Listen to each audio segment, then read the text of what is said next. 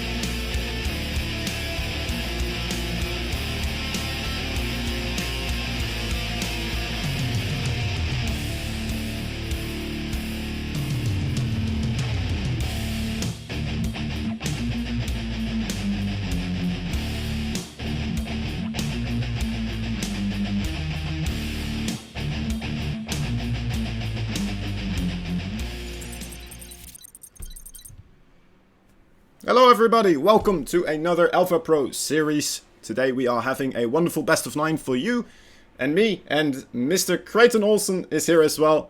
It's amazing of you to be here, dude. I very much appreciate it, and yeah, I hope we're just gonna have a blast here today. Overall, it's an absolute pleasure. I would not turn down the opportunity to cast players like Armani and DynaMite. There's no way you can pull me away from a match like this, man. Absolutely. Well, you are a busy man after all. You got a lot of other stuff as well with your own stream and things like that. So it would be, you know what? It would be okay if it does happen sometimes. But yeah, it's still an amazing opportunity, I feel like, to get to cast with you as well. That's it's just a joy for me. It's my pleasure, truly. Also, normally we say that the caster will have the first map pick. Is there a map that you want to start out with? Oh, there's, you know exactly what map I want to start out with, man. All right. I don't even have to say it. We talked about it before the cast, but you know what I'm all about. Yeah, I'm aware. Right, let me just get all these players into a party. Yeah, man. We're on the new map pool today, by the way, right? Yeah, we are. We're just going to be playing stuff with the nice new maps. So I know exactly which one you want. Farewell then to what? What do we lose? King's Cove. We lost all of the maps from last season. I think there's only a couple that are the same. I think just Thunderbird. Acropolis and Thunderbird. Yeah. All the rest gone for new stuff. So I'll be honest. I did not watch the Team Liquid match competition. Ooh. So I don't know almost anything about these maps. So I'm gonna be really excited to like learn about them and see how the players learn about them as well, because that's a really cool thing. Yeah, same, dude. I'm really curious. I don't think a lot of people actually invested time and effort into trying to figure out the maps, you know, before they actually go live. Maybe these pro players did, of course. I'm not sure, but well, we'll have to wait and see. Honestly, it would be amazing though if we do actually get to see some sort of prepped strategy specifically for this map. If they already figured something out, that would be absolutely amazing. Yeah, the first couple weeks of matches are always a really interesting time. Alright, checking if everyone is ready. They are both ready. We are gonna jump into this first game. And, well, I mean, do you want to announce which map it is, or...? Oh, we'll just let it hit the screen. We'll surprise people with the best map in the map pool. Alright. It's gonna shine bright, so... It will hit them hard. They will be dancing with joy and excitement, for sure. I'm trying to think of more puns based on the name of the map, but I'm having trouble. Isn't there like a ballroom blitz? That's like a song as well, isn't there? Is that something? Yeah, that's a good one. Like, ballroom blitz. Yeah. There's I was trying to think of something to do with Saturday Night Fever, the old John Travolta movie. Yeah. All right, here we go. First of the best of 9 series. Into the game we go. Let me see. There it is. Okay, everything loaded up nicely. We have in the... I don't know how to call it. Well, I guess a little bit to the above the middle left. It is the red Terran player hailing from Alpha X. He is DynaMite. I'm gonna go on your camera, by the way, for these segments as well, so you can introduce the other player if you so feel. Oh, that's bad. I was on your camera. I was expecting you to do all the camera work. Uh-oh. And at the 4 o'clock position in the blue from Black Knight Esports playing Zerg, it is Armani. Wonderful. All right. Now I'll take over again. All right, she's all yours. There we go. Okay. So look at this. So Armani is gonna go hatch first, which is pretty normal. But man, look at the travel distance between the main hatch and that natural hatch. Yeah. And the natural is so small on this map too. Wow. You really need like, well, it's still, I think, still one creep tumor, right? But you need to position it rather nicely. And I'm kind of curious. It feels like it's even more important now to get that creep tumor to connect up your natural and main, because your queens are gonna have a hard time running between these two locations. Yeah, interesting. That may, of course, that may just be a trick of the scenery. Sometimes it's tough to tell on a new map. You know, the lights, the colors of the shading makes it look a little bit wider or narrower than it is. Maybe. But upon my initial impression is that wow, this main is really wide open, and then the natural very cramped. Yeah, I think you're right on that one. It does feel a little bit cramped. There's not a lot of space there, but then again, downstairs there is a third base on both locations, rather nicely placed, I'd say. Not too far away there, so it should be nicely and easily defendable overall. After that, also of course there's a good space between that main base location and the actual low ground, so it's not absolutely well, it's kind of impossible to set up a siege tank location there to siege up the main base is what I'm thinking. Yeah. Other than that, I'm trying to find other places. Like, what do you think? What kind of strategies would be good for this map? Oh, now that's a big question, and of course, you know that's going to evolve a lot over the next couple weeks. We're going to be finding out all the weaknesses and strengths of this map. I know I did see a couple Terran players who were bemoaning, they were complaining about the lack of open space around the sides of the map. Yeah. So if you're going for that drop play, if you're going for the multiple prong harass, if you're going up to liberators, you're gonna have a lot more trouble sneaking them by some of the expansions around the outside. That said, it looks like, at least in this game, Armani is expanding toward the center of the map, which means that that's going to give DynaMite, if he does decide to do some drop play or some Liberator harass or something, that's going to give DynaMite a lot of space, in the bases that aren't taken, in that fourth base, in that fifth base, the 3 o'clock position. So he should be able to get something in there. I'm not sure if that'll be a fear that really comes to pass. Yeah. Yeah, there's definitely a nice place here to still go back and forth with drop harassment. I also think there's some nice locations for siege tanks to potentially siege up over here on the bottom side. Nooks and crannies. Yeah, if you get over here, I think you should still be able to shoot on top of that ramp location. So if you ever do manage to secure this area and then push with bio in there, I think that could be very deadly as well, honestly. Man, have you seen how look at what DynaMite is going to do to try and abuse the new map pool? Look at what he is building. Oh, you boy. Monster. Well, yeah, it's a very popular strategy right now. A lot of people just do it anyway, right? That's just kind of the opening people are using. But yeah, I can get why he would go with like one of the strategies that he's already a lot more comfortable with, probably, than trying to come up with something on the fly for this new map. Yeah, of course, with the battle cruisers, it's always really interesting because they can be a little bit map dependent with where you jump them in and where you go with them. Oh my gosh, he's actually going to get in here with these Hellions. He's going to go straight to that mineral line in the natural. Oh, the links are blocking nicely though. Beautiful defense there by Armani. Yeah, very well done. Also, the Queen's Not still a single rolling drone in. lost, man. Yeah, how many work? 6 lings for 6 Hellions? What a trade! What? That's absolutely bonkers. All right. More Hellions might be going down here on the run away from those links, actually. Need to watch out. Oh, my dear lord. That's some nice link control there coming out of Armani. I tell you, Armani seems to have been practicing his butt off for the last couple months. He has been surprising me. Every game I see him play, I go, wow, he is stronger than I remember him being. But let's see how he holds up to this battlecruiser. Let's see if he warps in the battlecruiser right away, or if he plods it all the way around the outside of the map. I think there's a good location to jump here. Oh, actually jumps in between the two bases. I'm not sure if that's the right call, because all the Queen's actually kind of easy to get in between there. But yeah, that's a real tough one to swallow there for the Terran player. That's about the worst place he could have jumped in, right in the middle of 5 Queens. Yeah. It just feels like one of those locations where, you know what, I think it might be actually a good call in a way, where if the Queens are on the low ground, he can go into the main base. If they're on the high ground, he can go into the third base location. Oh, but the Hellions right here are jumping right on top of those drones and finally finding some economic damage here. Being able to kill off 6 drones. It's about time. DynaMite's been desperately trying to get in there to do some damage ever since his first Hellion run by failed. He was a little bit late, if you noticed there. He warped the battlecruiser in, but his other Hellions weren't quite in the way. Or weren't quite ready to get in there. So there was about a 3 or 4 second delay where the Queens were able to deal with that battlecruiser and push it away before the Hellions came into the third base. So maybe a bit of a mistiming there from DynaMite, or it's possible that because he lost so many Hellions earlier in the game, he wasn't quite ready with the attack at the time he wanted to be. That makes sense. That makes sense to me, indeed. With Yeah. another big problem now coming out from Armani, who's looking to put some pressure on with 7 Mutalisks on the way.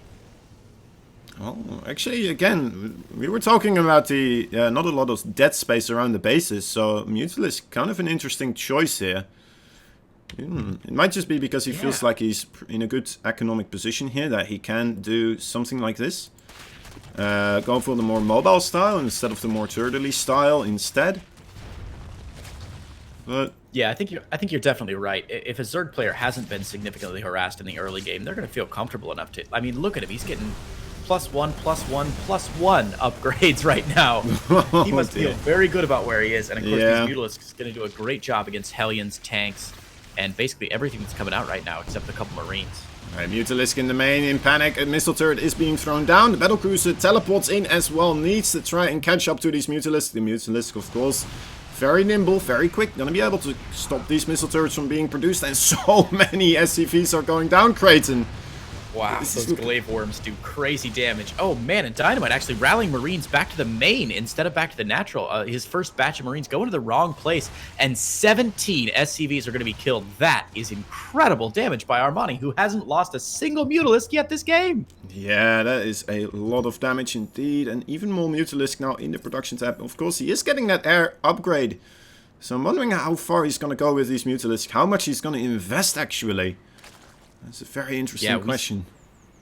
We saw flashes of his brilliance at the beginning of this game, and now that he's got a 4th up, we know that he's got the confidence and the ability to control the Zerglings and the Banelings very well. So Lingbane Muta is a natural choice for a player like Armani that has been feeling really good about his control in the early and mid game. Yeah, for sure. DynaMite feeling the pressure, wanting to do some economic damage of his own, coming in with Hellbats, Marines and 2 siege tanks here. Needs to find something he can do here, targeting down the Banelings rather nicely. That's still kind of far away, removed from any real economic damage to be dealt here. Oh, this is a good location as well. Battlecruisers into the main base as well, at about the 3 o'clock position. I think it's getting chased away, or it just got cleaned up, I think, by the Mutalist. He just lost that Battlecruiser? Oh no, it must have jumped away, so it's just fine. I think it jumped away, maybe. Alright, that's the second battlecruiser. I don't know, we'll have to check in later because these Marines are about to engage with a lot of Zerglings and Banelings. Getting pinned up against the disco wall. Oh no! Forces a liftoff. The Mutalists are going to chase it away. The Stim Marines, of course, poking forward, but man, there are so many Zerglings and Banelings. And again, look at Armani's control here, doing a great job wrapping those Zerglings around, preventing the Marines from running away as quickly as they might like. And now the Mutalisks are going to clean up the rest of this army. Easy peasy. Even getting the battlecruiser there, trying his best to secure those Marines, or save those Marines, but unfortunately not being able to do so. I thought that was a pretty good location actually, using this debris, and so did Armani apparently, now deciding to take care of that debris so that those siege tanks won't be able to siege up over there anymore. Yeah, that was really good positioning initially by DynaMite. I think Armani engaged off of creep, which normally isn't very safe, but he had such overwhelming numbers that DynaMite wasn't able to spread and to split quite the way he should have. Yeah, and also getting that initial surround kind of half on creep, I guess. It's almost. But yeah, that was a wonderful engagement by Armani for sure. Yeah, maybe overextending there just a little bit into DynaMite's army. Of course, DynaMite was pre-split with his Marines there, had the siege tanks set up. So very wise of Armani to go back. But if you look at the mini-map, and maybe if we check the economic tab, which is, I think, Control-I, you can see I assume how far ahead Armani is right now. 20 drones up, 5 bases to 3, with the 4th base just on the way from DynaMite, and Armani even setting up for a Ling counterattack here at the 12 o'clock position. Yeah, there is a lot of Armani on the map right now. Things are looking rather desperate for DynaMite. Well, actually, the counterattack is now moving backwards. Seeing this Marine clump moving in. Well, there's a couple of Banelings, I suppose, still, but they are going to be found by these Marines. What a good catch by DynaMite. Yeah.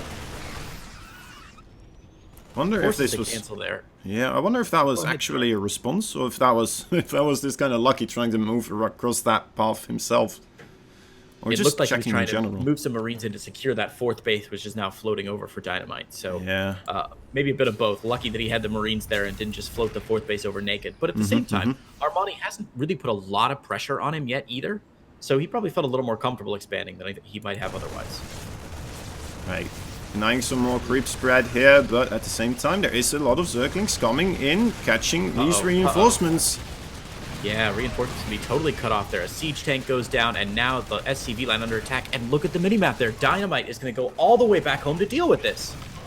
He is. He's just leaving a handful of Marines, but look at how much Zerg is coming for those Marines, though. Oh, that is an incredible amount. All right. Calm down, Armani. You got that. That was a bit overkill, but all right. Rather be safe than sorry, I suppose. Man. And more tanks getting picked off the middle. Oh, good pickups there by DynaMite, but that looked really dangerous. Now, finally, DynaMite mixing in some Thors here. Or one Thor, I should say, but it's just going to be too late. Look at all this. He's got a Baneling for every Marine. The Marines rocketing backwards, but Armani now up 80 supply to 60. And I think Armani's going to, or pardon me, DynaMite's going to really struggle. And there's the GG. Armani is going to take game number 1. Very well done there by Armani. Making sure it doesn't take too much damage at the start of that game and then just rolling with the punches. Well, actually, he didn't take that many punches anymore afterwards. Just no, he had some good defenses and some fairly lucky defenses, if we're honest. I mean, like that battlecruiser jumping in right underneath 4 of his queens. That could have done some real damage if his queens were out of position. But other than that, yeah, Armani did a great job with his control and cleaning up everything he needed to. Absolutely, absolutely. Alright, I do want to take this brief moment to quickly mention, guys, one of our sponsors, GameStop, is working with Matcherino, and they are at the grassroots of competitive gaming and providing hundreds upon hundreds of amateur tournaments across dozens of titles, not just StarCraft 2, but also other games that you might enjoy, and enable you as a player as well to compete and to win. Make sure to check them out at gamestop.com/esports and sign up for free. Alright. And of course there is a Matcherino code as well available. It's above the chat window, a little link. If you go to the link and grab that code as well, copy paste that code, log in on the page and you should be good. What on earth did we do before Matcherino, Kozan? Be poor pro gamers. That's what people did mostly. Well, I guess not really. I wasn't a pro gamer, but we were having pro pool gamers, I suppose. It's like black magic, Creighton, honestly. That's the best way I can describe it, honestly. I've no idea where this money is coming from, but I'm very glad that it's coming in. I always struggle when I'm doing a cast to explain to new people how Matcherino works, because people will hop into chat and they'll say, wait, so I have to pay money? And I say, no, you just go to this site. Yeah. And you put in the code and they pay $1 for you. And they say, oh, but they take my credit card, right? And then there's some trick later. And I say, no, you just go to the site. You type in the code and it just works, man. It's unbelievable. So if you haven't done that yet, guys, head over to the Matcherino. There is no point in waiting. Absolutely. Alright, looks like both players are ready. At least I'm gonna assume that those G's indicate that he is ready. DynaMite says, Sugo. Time. There he goes. Alright. Sweet. That's a lot. So game number 2 is on the map with my second favorite name in the map pool. So I think he's made a good choice. Your second pick. I see. I think this is an interesting one. The third base. It's World of Sleepers, by the way, guys. The third base on this location, well, on this map, is very much further removed, and I feel like that gives the Terran a lot more opportunities to try and harass from multi-pronged locations, right? Hellions coming in on the third base, and then maybe a battlecruiser in the main base, or just a drop somewhere in the main base, and pushing into that third base becomes a lot more viable. But at the same time, of course, Ling run-bys and such also can be a lot harder and more difficult to deal with because of it. Kind of curious to see what DynaMite does. I'm sorry. Me too. What did you want to say? Nothing. Go ahead and introduce the players. Then we can talk more about the map. Alright. It's a very cool map after all anyway. In the top right corner of the map, we have the red Terran player. He is a DynaMite. And his opponent, in the bottom left in the blue, from Black Knight Esports, it is Armani. Wonderful. Right, so what did you want to say about the map?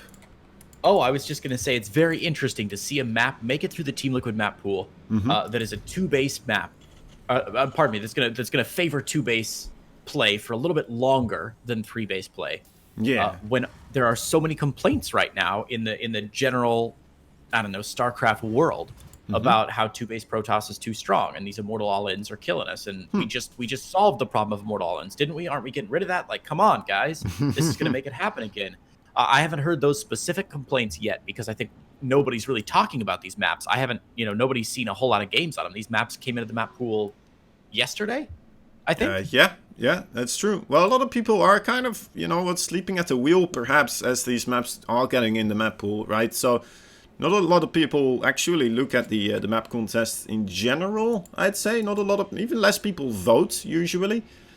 Right. So maybe, the fury is going to be unleashed upon Reddit either today or tomorrow somewhere.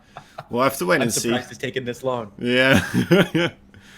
It's gonna be very curious. I had a Zerg rage at me yesterday actually on Letter about this map as well, which was kind of fun. Yeah, he said like, "Oh, great Saren favorite map." It was, of course, it was kind of funny.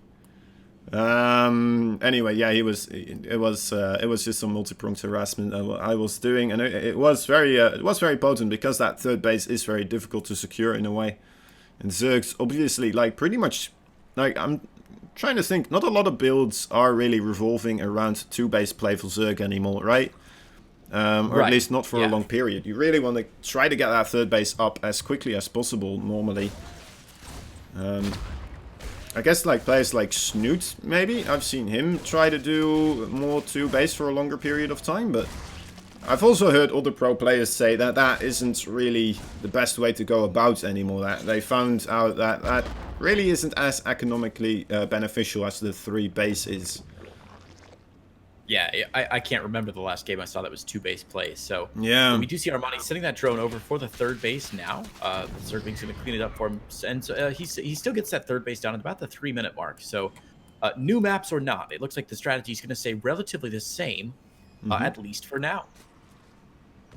I really like that this map also has the small little miniature mineral patches out. Yeah. I think that's a nice little callback to Thunderbird, which is a map that I really loved, despite some people feeling some frustrations with it. I think stuff like that little mineral patch, I don't know, to me, it just makes the game just that little bit more complex, and it forces the players to do a little bit more thinking, where they can't just mechanically execute the build order. And obviously, pro players want to do that because it's their livelihood, and if they can mechanically execute the build order the best, they win.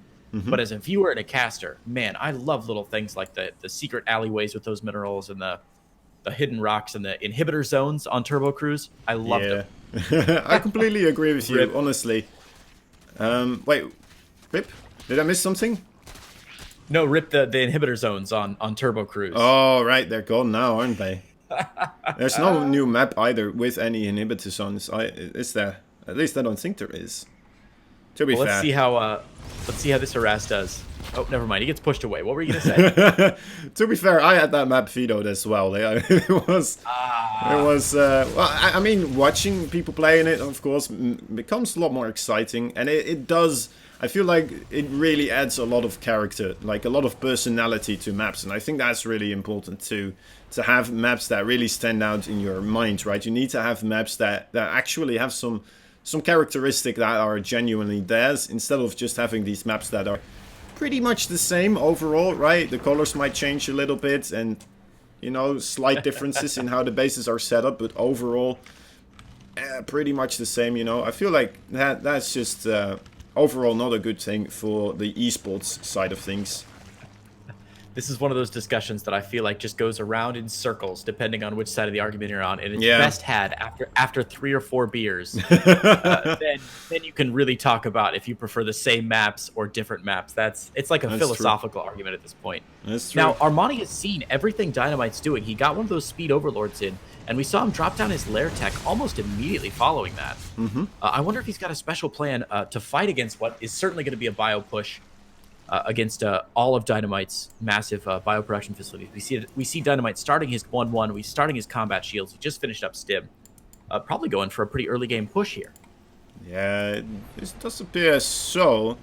At least I would expect it. Maybe with the +1/+1 finishing off, he might try to start pushing out with his Bioforce here.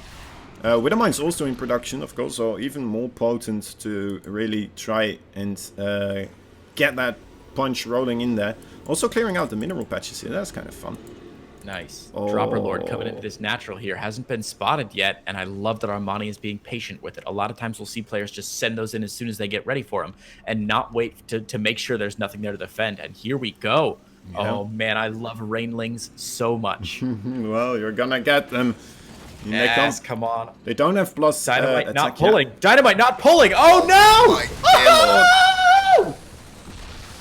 Oh my god, the entire natural mineral line getting cleared out. 12 kills for 4 Banelings and an Overlord. What a win for Armani. Oh my god, he did not expect there to be Banelings in that Overlord, I assume. Like, it looked like he was kind of pulling Marines towards that location, but perhaps he just thought there were going to be Lings inside instead of Banelings. But that was an absolute massacre, honestly.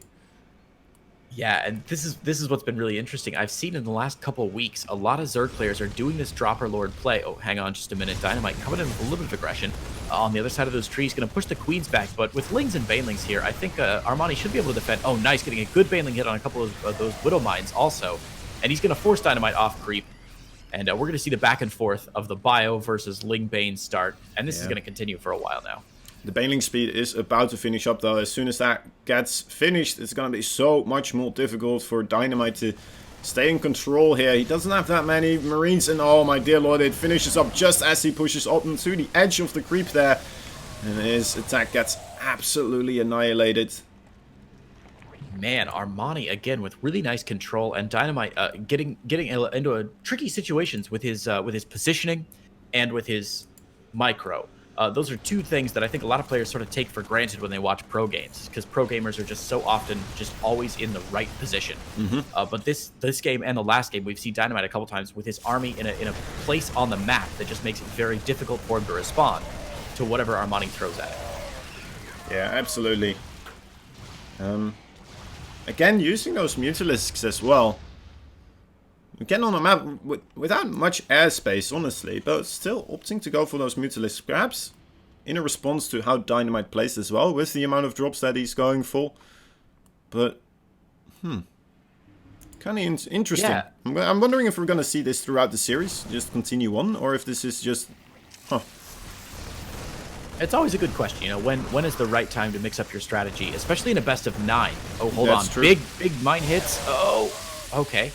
I thought those mine hits were going to destroy a bunch of Banelings. Armani just crashing recklessly into it. The Mutalisk picking up a drop at the top there, but then, yeah, this fighting force down here getting cleaned up. DynaMite getting sent again all the way back home.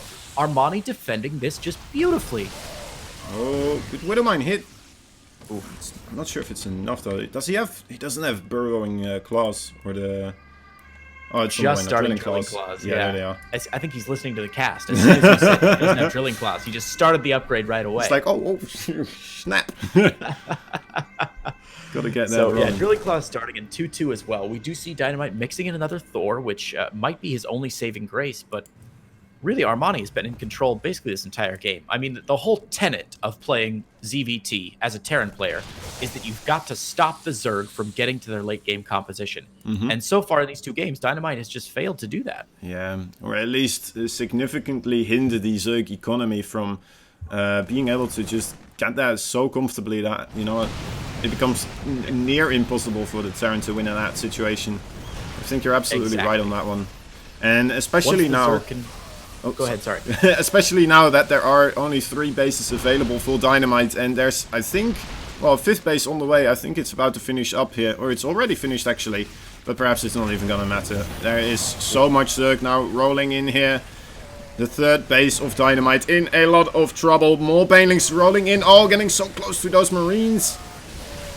Oh, now, dear lord. The important thing to see here is that Armani doesn't overcommit to this. He did lose a lot of his Zerglings and Banelings, but he didn't. He kept a couple of those Zerglings still alive. He's got the Mutalisks, I believe, still alive back home.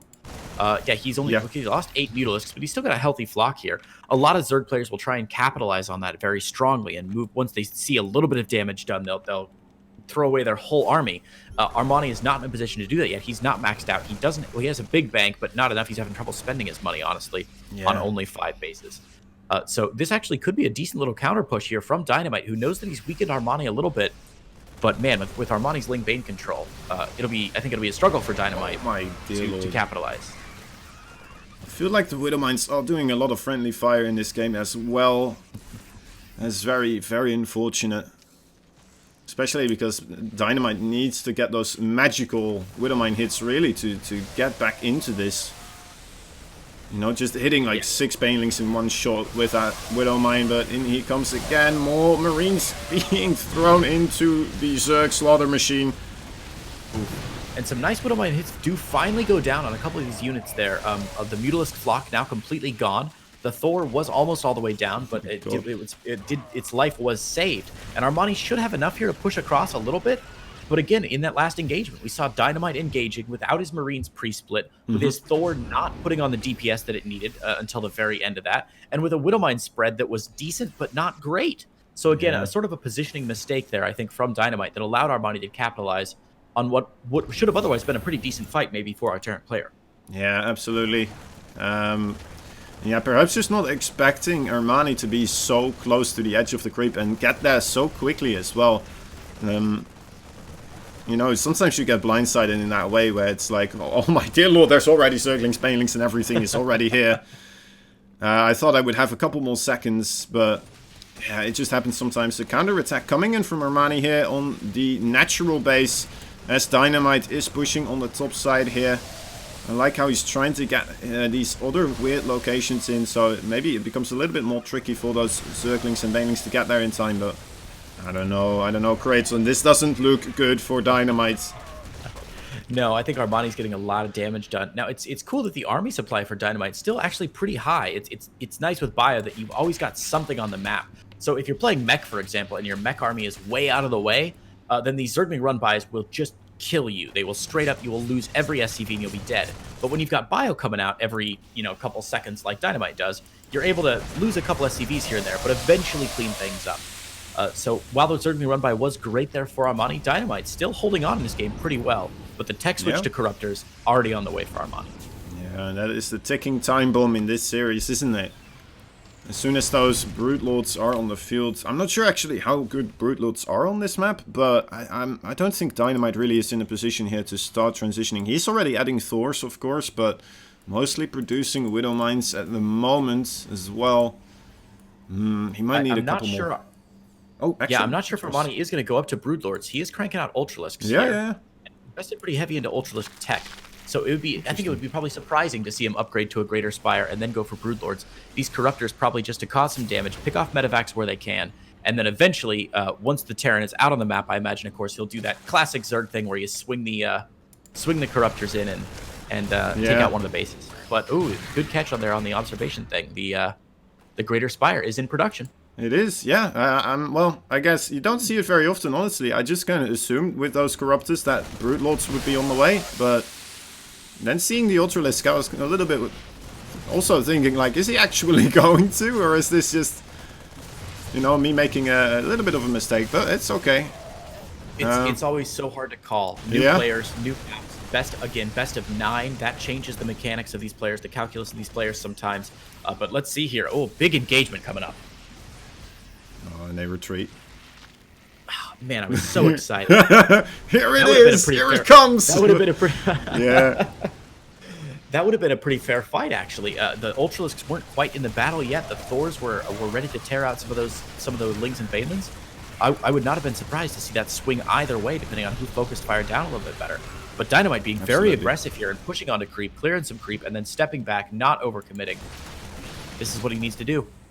Do you think it's a possibility that Armani just doesn't really know the map very well, so that's why he's kind of getting both technologies for now? And also, well, I mean, he is in a very good position, right? He realizes that DynaMite, on not that many bases, his economy is just absolutely steamrolling at this time.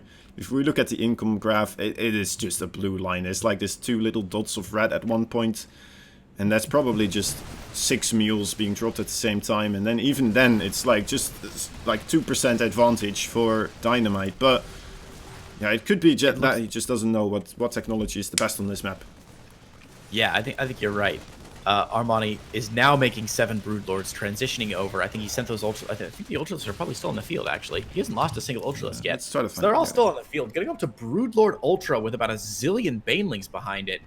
And, wow, I know some people are worried sometimes about the Broodlord Ultra composition. It can be very weak, especially if there are Vikings on the map. You know, what the heck can you do about it? Luckily, no Vikings out yet. For DynaMite, who needs every medevac he can. He has lost a lot of medevacs doing these drops. That's a really good call indeed. Yeah. Oh my god, I'm missing the big fight here. That's a lot of Marines going down, I feel like. Actually, yeah, it's always hard. It's always hard to tell if you don't see it on screen because the graphics make it very difficult to tell exactly, especially with Widow Mines on the field as well. We saw some green exploding corpses. That is what we know. Well, so we see DynaMite mixing in some Marauders now. He's seen the Ultralisks, but at the end of the day, this is really going to benefit Armani. The more Marauders there are on the map, the better those Broodlords are going to do. Ghosts are coming out, but is it too little too late? How many ghosts available right now? Only 3, actually. Oh, my dear lord. Yeah, this is going to be absolutely devastating. I feel like the Planetary Fortress gonna try his best to hold on to this location. Needs to have great snipes on either the Broodlords or the Ultralisk. I'm not sure. It feels like a lose-lose situation here for DynaMite, as he is being sieged up. DynaMite feels the same way. We can see him backing his army into a corner, being sort of wishy-washy about when to engage, and that means Armani is able to dictate that fight and take the game handily, winning game 2. A beautiful engagement there by Armani, playing very patiently and just holding on for, well, until he had that final technology and such an enormous advantage that he could just march over the bases of DynaMite there in the end. Very well we saw DynaMite. We saw DynaMite make a couple mistakes on that map, but I think the biggest one was there at the end. He was sort of weighted with his army there. He wasn't sure whether to engage or not to engage. And man, that's always a bad call when there are Broodlords knocking on your front door. If you've got those ghosts, you've either got to get them out of the way and protect them, or you've got to get them out, use their snipes, and make them happen. So DynaMite not really doing either there, and I think much to his chagrin. Oh my. We're just getting all these new maps, by the way. Going into Triton this time. Triton. Yeah, Triton or Triton? The old guard. Triton, yeah. Triton. Triton? Triton? I don't know. Triton. Triton, alright, we'll go with that. The king of the sea in, is it, not Greek, but is it Roman mythology? Triton is the king of the sea? You just know these things. I didn't know. It's probably... It's got... yeah, it's. I believe it's where we get the word trident from. Oh, that makes sense. They does have 3 prongs, but I think the TRE prefix actually comes from the word triton, not from trident. I might be wrong. Maybe somebody in chat can Wikipedia it for me. Well, it also has the name... Well, Tri is for 3 as well, right? If I'm not mistaken. Right. Yeah, so I think the try in trident, I think actually refers to Triton, the god, because that's the weapon he held. I don't think it's for the try for 3, but it might be. I might be misremembering my lessons here quite badly. Well, I'm just going from guesswork, so you're probably a more reasonable source to believe than me. Well, I've got my co-caster believing anything I say. That's always a bad sign. That's a bad sign. No, it's fine. It's fine. We'll get all the viewers along as well. That's all right. Right, already hopping into game number 3 here.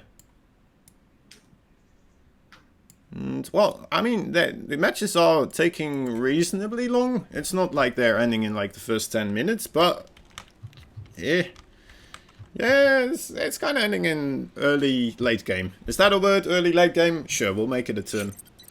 It is now. It is. We'll go along with it. Alright, I'll start off in the bottom right side of the map.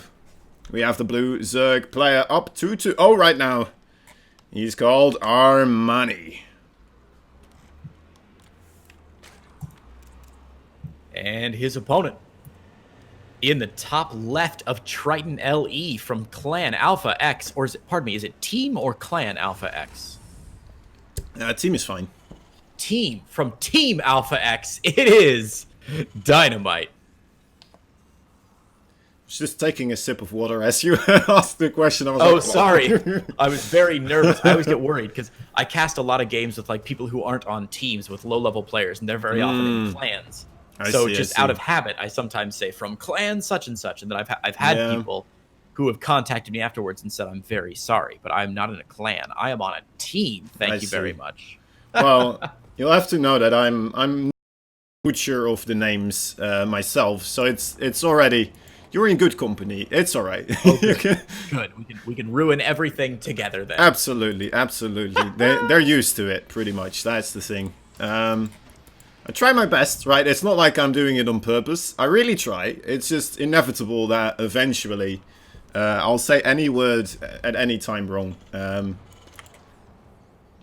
People who don't cast themselves don't really understand. It's actually a lot.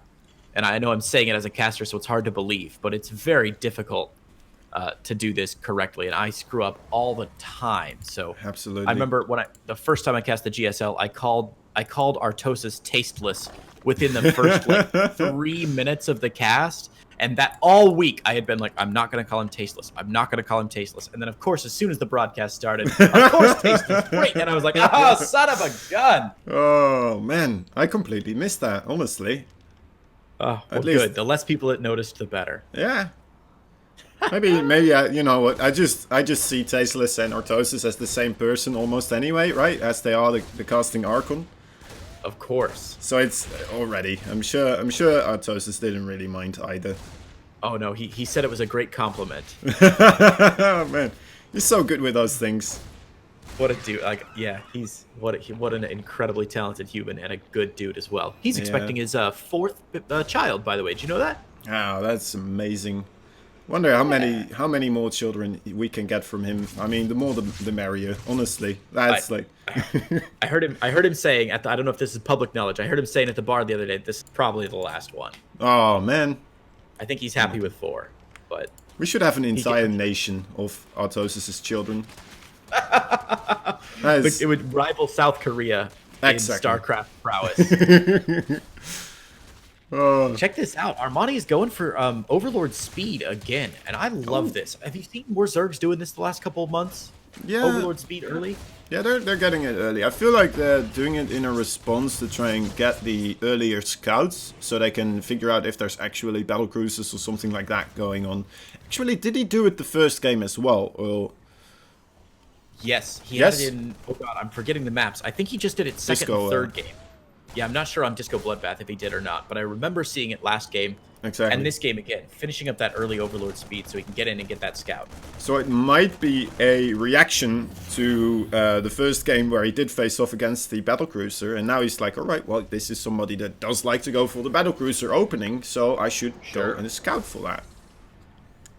Yeah, it's always useful. Zerg, I mean, of all the races, of course, Zerg need the most scouting information they possibly can, so... Absolutely. It's great to see Armani proactively getting out there and going up to Lair and Baneling Nest almost right away, too. Huh. Again, good call, honestly. Did he see the Stimpack being researched here? Let me take a look. Okay, yeah, he got a full scout. Yeah, so, and of course he's been up against Bio for the last 2 games now, and it looks like it will be again for the 3rd game. Although this time DynaMite going for a very early game Marine drop. 16 Marines, get those last 3 in there. Ooh, the Reaper gets picked off. That's a nice peck there for Armani. You want the Reaper ahead to scout to see where the queens are, ideally, so you can get that drop in or to draw some queens over to like the natural base if you're going to the 3rd. And now that it's gone, Armani's going to have a little more freedom to maybe catch that drop or at least pick it off a little bit earlier than otherwise. Absolutely. And it looks like he's just going to maybe set it off the creep. No, okay, just on the edge of the creep.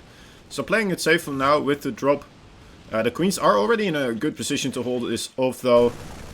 And DynaMite now just trying to find whatever damage he can. Is he actually going to go straight into the main base here? Alright, there it is. A big drop, but the Zerglings already on their way here. And that seems like too many Zerglings to really have that drop do much of anything here. Oh, and the queen's coming in for the flank. Oh. Barely gets away with both of those medevacs, but DynaMite getting pushed away, not getting a lot of damage done. I'll be honest, to me, that looked a little bit like a little bit of unfamiliarity with the map, possibly. If you look, DynaMite had queued his medevac straight to the main base. They're going across the middle of the map, but the middle of the map, of course, already covered with those creep tumors because the third base is directly between the Zerg base and your opponent's base as well.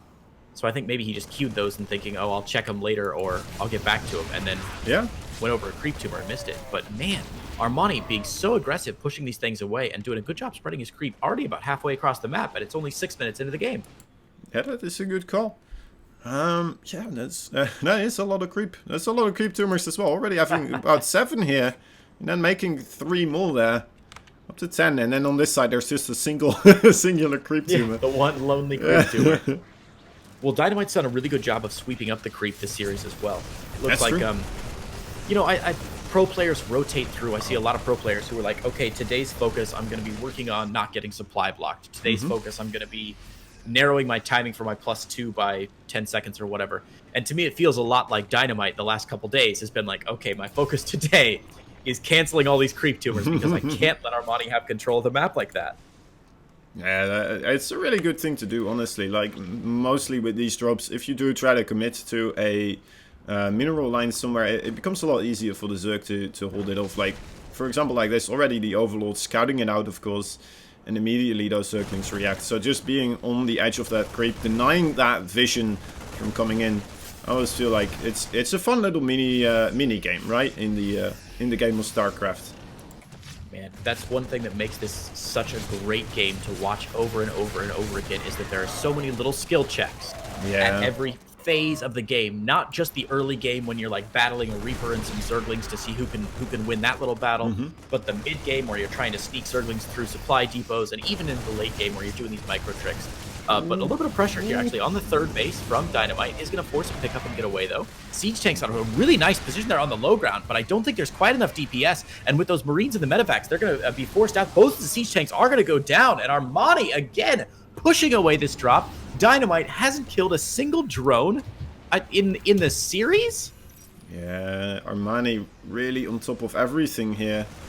DynaMite in a lot of trouble. And I do believe that Zerglings came in from a flank there to get that siege tank, or the 2 siege tanks that were on the low ground there. Yeah, I agree, it was a really cool position, but it looks like if we take a glance over here, there's also this pathway on the left side, and it seemed like Armani just immediately took advantage of that. So very creative with just, you know what, a fairly new map still. Immediately realizing the pathways. Yeah. That looked, I really like, at least on my initial assessment of that portion of the map, because it looks like it's like a really cute cranny for your siege tanks to sort of sneak into. Yeah. But as a Zerg player, look at that. There's 2 wide open ramps on either side coming from the high ground, making it really easy to pincer anyone that's in that position. So Terrans are going to be tempted to plant their tanks there for the pressure, but the Zerglings are then going to be tempted to try and get in on both sides. Yeah, it's a really cool way to, you know what, get a good positioning, but then also providing a way of counterplaying that positional play. Absolutely. Baneling drop going down in the natural of DynaMite. Looks like he got chased away, but it did kill 4 SCVs so far. Yeah, a couple of them getting sniped down, but oh my god, look at all those low SCVs. This could be great picking grounds for Armani to go back into that natural with a Dropper Lord and 8 Zerglings and just feast on the blood of SCVs. I believe he went in with 3 Banelings as well, so if he had 1 more, that would have been absolutely devastating there. I thought he had a full 4 over there. That would be a big mistake. So, yeah, guys, keep an eye on that that drop that's going down into the main base, but the big fight is actually right here. Oh, man, there's so much to see this game. Yeah, there is. They're really multitasking to the max here. Really making it more difficult for me to observe everything, but, you know what? You're doing a great job. I can never keep track of everything either. So a little drop, the SCVs are going to fight off those Zerglings. Only 2 SCVs going down. It's a shame. Armani really should have moved that Dropper Lord into the natural where there are a lot of 1 health SCVs. He could have actually gotten a lot of damage done there. Yeah, that would have been a good call indeed. Look at that. That's at least like 8 SCVs just on 1% of their HP. That's the same Terrifying. time. DynaMite again moving across. Yeah. Looking to put some pressure on this 5th base of Armani. Almost certainly going to force a cancel there, but this is going to give Armani the chance to get those Zerglings and Banelings in between the reinforcements and the attacking army. But some nice splitting by DynaMite is actually going to clean almost all this up, and Armani forced back onto creep. DynaMite cancels the 5th and can keep that pressure on while killing 13 drones in the main and the 3rd as well. That is absolutely amazing. Just rolling forwards now. Needs to pay attention though. Still 3 banelings over here. Could be absolutely devastating. Needs a target fire. Target fire is good. Gonna be able to continue on this aggression. Is it going to be enough in time? More banelings coming in under the cover of those queens and the Mutalisk. Oh, it's so close. This is terrifying for Armani. He's got to defend this 4th, but he did just finish up his Nidus network. He really wants to drop a Nidus Worm, but he can't waste the APM dropping a Nidus Worm and worrying about loading it up. He's got to be able to defend against this because DynaMite still has plenty of bio on the map right now. Absolutely, and more banelings connections. Actually, those were good baneling connections, and that might be it, actually, the end of this aggression. Most Marines are coming in, though. Oh my god, it's so close. Oh my dear lord. Armani just GG's out. For a moment I thought he had it, but actually looking at the army supply, really not. 78. It was a decent defense, but Armani was, I think, struggling to keep up, especially after losing that 4th base. He wouldn't have had enough. Wouldn't have had enough larva, and was struggling to keep his head above water there. Yeah. So nice work there by DynaMite, who finally was able to make that bio push work on 2-2. He's been trying for 3 games now. It's good to see that he finally got one in. Yeah, absolutely. You know what, I'm always scared in these games. Whenever somebody gets like 2 wins in a row, I'm like, oh my dear lord, is it gonna happen? Are we just gonna get a complete rollover? But, well, it's a relief that DynaMite is gonna get at least 1 on the board here. Let's hope he gets more, honestly. Of course, he's an Alpha X player. We want to see him do well here. Yeah, well, absolutely. I can't cheer too loudly for either side here. I'll get in big trouble. I'll do it. I'll do it myself. Okay, fine, that's fine. Looks like our next map has been chosen. Armani, of course, the loser choosing the map is going to go back to something a little bit more familiar than we played on for the last couple games. Good to see a familiar face back in the map pool. What map did he say? Acropolis. Acropolis, okay. I left the game too late, I believe. Ah, my apologies. Yeah, Armani. Oh, it's all Acropolis. Good. Kozan, do you know what the Harlem Globetrotters are? No. I'm always curious if people do. It's an American kind of a basketball team. I'll tell you the story about the Harlem Globetrotters. Maybe as the game gets in. We're getting started here on Acropolis. Okay, I do want to take a quick moment still to call out one of our sponsors again. And give them a huge shout out because they are wonderful sponsors. After all, supporting the StarCraft 2 scene, 24-hour fitness for over 30 years. 24-hour fitness has been dedicated to helping people achieve their fitness goals. And, well, they have 436 locations overall in the United States, fully equipped with weights, cardio machines, studio classes, and awesome personal trainers. They even have swimming pools, guys. They have swimming pools. That is just mind-boggling to me. I've never been to a gym that has an actual swimming pool as well. So yeah, show that you appreciate them, appreciating StarCraft 2. Check them out. And, alright, let me see if these plays are ready. 436 gyms? That's 436 fewer excuses for you not to go to the gym, guys. Yeah. You can get a membership for all the locations, or you can just go to, you know what, if you're in another state, you can just go hop into the 24-hour fitness gym there. Or you can get for one specifically, I believe. It's up to you. Tell them to come to Korea. I need a good, reliable gym here. All the gyms here are terrible. They're scams. A lot of places, they'll rent out gym equipment for a month. They'll collect a bunch of year-long subscriptions, and then they'll just close the gym, return the rental equipment, and then keep everybody's money. Oh my dear lord, that is quite horrible. It's a high-level scam. Yeah, I do most of my working out at home as well. I got a couple of dumbbells, and then I try my best with it. There's not a lot of gyms overall in my location, actually. So you got to call 24-hour fitness, man. Yeah. Tell them there's a business opportunity here. Let's see. All right, doing the scores, and in we go. Game number 4 in this best of 9 series. We have from Alpha X, the Terran player. He is a DynaMite. And in the bottom right corner, about to get proxy barracks, I believe, in the blue, from Team Black Knight, it is Armani. Right. Yeah, I think you're right. This doesn't look like an SCV. That's just there on a holiday. Oh, yeah, man. And look at that. He's got a buddy coming to join him. He's not getting proxy racks, Kozan. He is getting double proxy racks for double the fun. Twice as bad. Oh, my God. Double the trouble. It's so nice you gotta do it twice. How many of these sayings are there that you can do? I think that's There's so many. There's too many. So earlier I was asking you, while this proxy racks is going down, there's going to be a bit of a blip in the action because it looks like Armani's not going to scout it. Oh, he's turned his overlord. I think he's going to miss it. He's still going to miss it, though. Oh, it's going to be so close. I think so. Can you see it? It's going to be about this. Oh, my God. He's moving again. Uh-oh. I think he's going to miss it. I think he's going to miss it. Oh, no, wait. Oh, he's got his other overlord down south. That's the one. Okay, thank goodness. He is going to see it then, finally. Right. Still a little late of a scout, though. Yeah, very late of a scout. Doesn't see the second barracks either, which is actually pretty key because that's going to determine how many drones you want to send down. He's only sending 3 drones, but there are already 2 SCVs there and a marine support as well. So the SCV is probably going to be able to get away.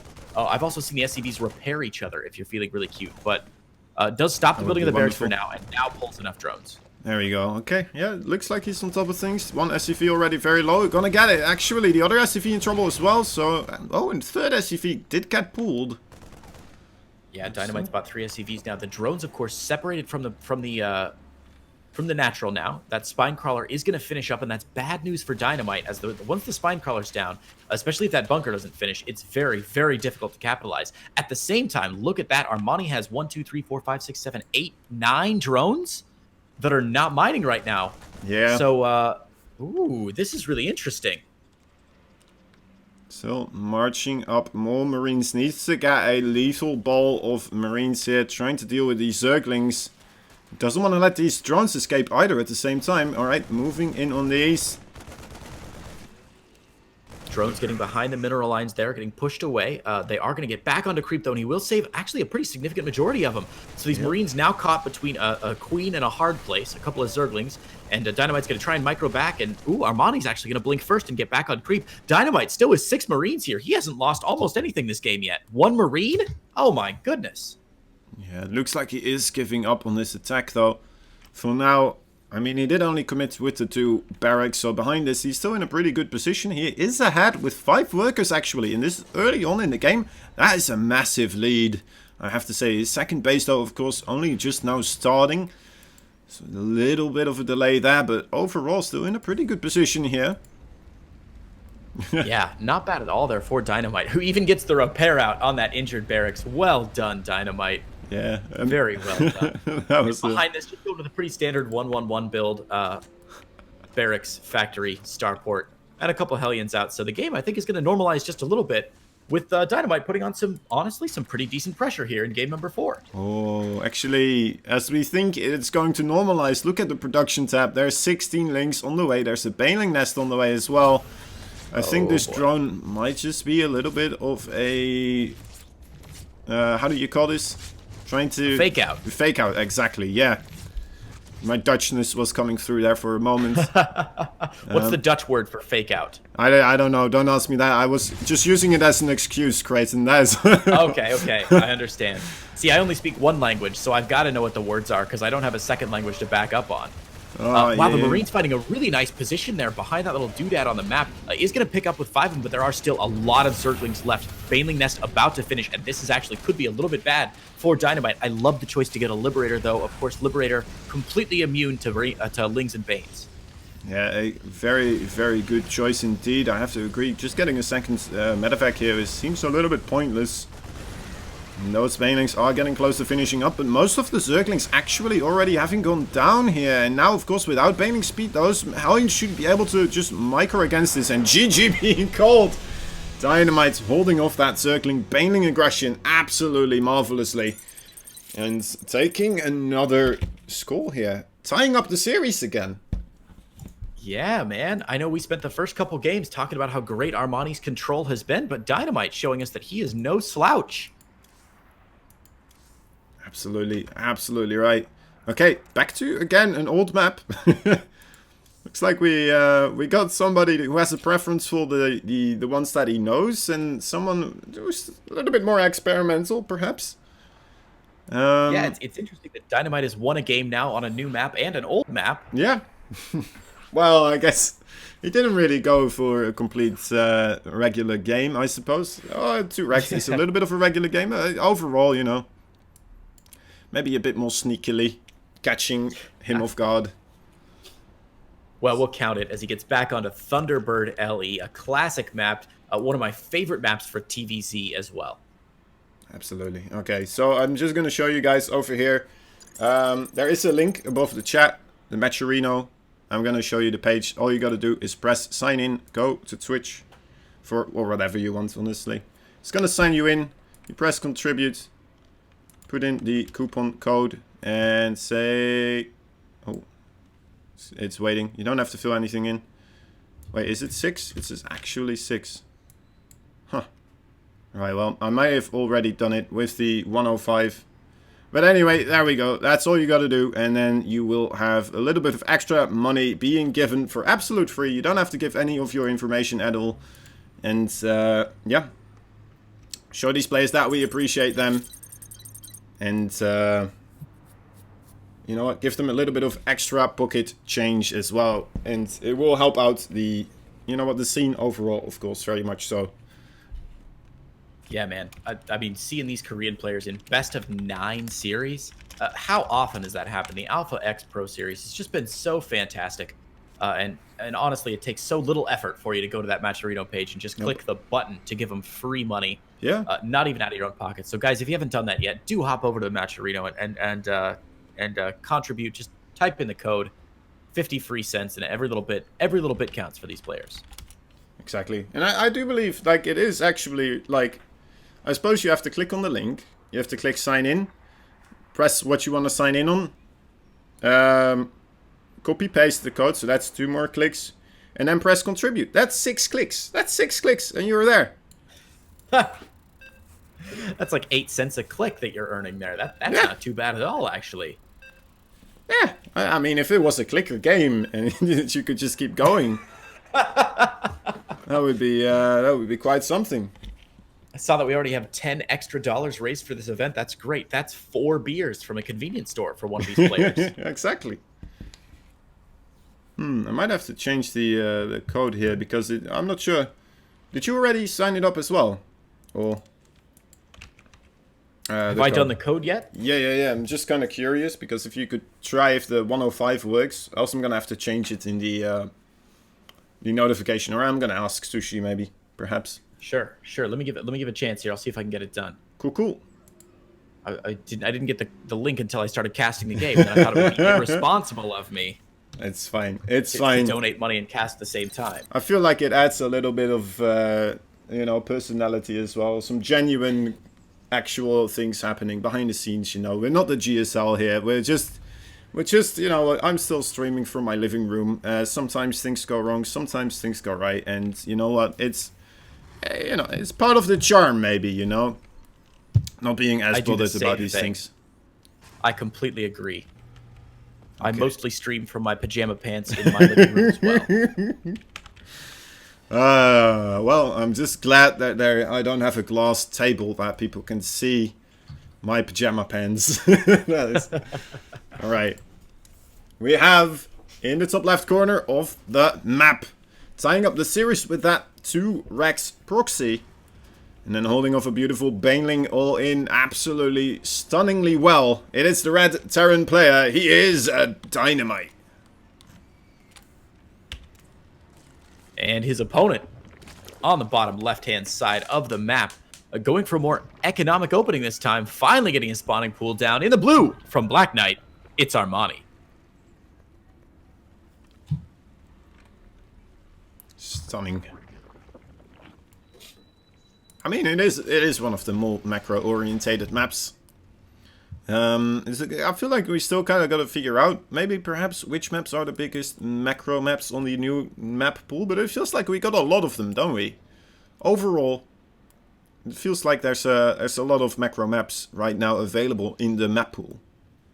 Could be Now, wrong about it. that's tough for me to hear because generally when I cast games, I get paid for the cast. Right. Not for how long the games are. And a lot of macro Oh. maps means that I'm usually pulling 6, 7, 8 hour days. It's true. Although, that said, there is nothing more fun than watching, playing, or casting a game that goes to the ultra late game where you've got Thors and Vikings and battle cruisers up against swarm hosts and brood lords and everything else. So I am agree. not a man to complain about a good macro map pool. I agree with you there, for sure. Oh, can you get the block on there? Oh my dear lord, that is a big pick off there. That's so frustrating for Armani, who clearly wanted to go 3 base this game. Yeah. With the 3 base, getting that early 3rd base up on or before the 3-minute mark is so good for Zerg economy. And this is the first time we have seen DynaMite do some significant damage to his opponent in the early game. I think in the entire series. Correct me if I'm wrong. Well, outside of the 2 racks, perhaps. Yeah, I think you're right. Of course. Sorry. I'm not sure if that really counts when he's, just trying to do some slight harassment here instead. Oh, the queen. Is the queen still blocking naturally? Okay, no, it's not. I thought for a moment there. Almost. Oh my god, this Reaper so close. Ooh. Okay, does get taken down as well. Very nice control there, actually, with those links blocking off the path of that Reaper there. Very nicely done by Armani. Yeah, I mean we've said it all match. Armani's does such a great job with that micro control and with his positioning. It's so good to see him staying very salty on it, very sharp this game. A 1-1-1 again from DynaMite. He's got the 3rd command center though already starting, I believe, in his main bait. Yeah, take a look at that. Very early 3rd for DynaMite this game. In fact, his 3rd is going to be ahead of Armani's 3rd, which is fairly rare in a ZVT. Doesn't happen very often. I suppose he still has to put it onto the low ground, but he can start morphing it into that orbital and make more SCVs that way, of course. It's looking like a really solid start for DynaMite here, I have to say. Yeah, Armani's just getting that scouting Overlord in. He doesn't have Overlord speed this game, which we saw him get the first couple games. So his Overlord scout's going to be a little bit slower, but since there's only 1 Marine out, that Overlord is still going to see everything it needs to see. It will see Stim upgrading. It will see that 3rd command center, and Armani knows exactly what to do, and we can see his answer to it in the production tab. Oh, my dear lord. That is a sneaky little Night Swim. Wait, hold up, though. He doesn't really have any Overlords in a good position to put a Night Swim into, well, pretty much anywhere close. He's going to have to use his Lings, really, here. He'll probably on the 3rd base location, I'm assuming. Oh, and that's why. Alright, DynaMite is actually walling off the long way around here, so that is going to help out a lot. Alright, I spoke too soon. There's an Overseer now flying in, of course, as well. That's going to help. That's alright. It gives you a good chance to explain why DynaMite's choice to go for a Viking is so solid, and I'm seeing more Terran players do this. Ooh, a little Ling run by here. Going to cause some distractions at the natural, move everything down, and then the Nidus Worm goes up in the main.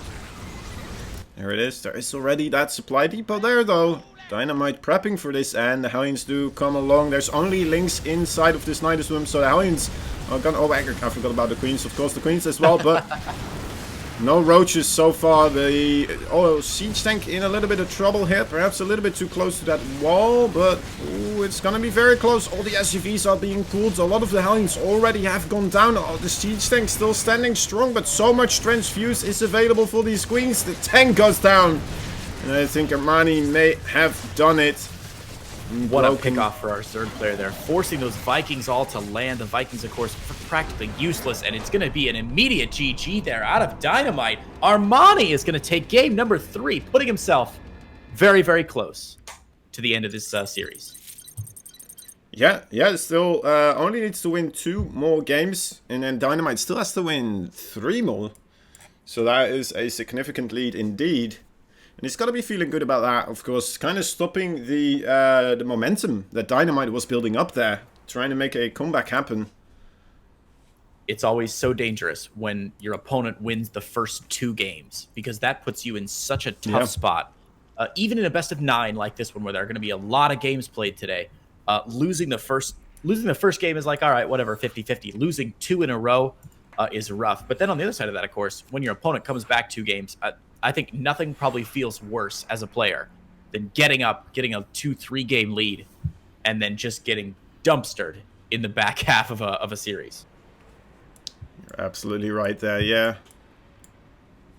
Okay, just making sure everything is set up correctly. I think so. Both players. Armani's, I think that's the ready sign, right? Perhaps? Yes. Yes. You know more Sugo Korean than me.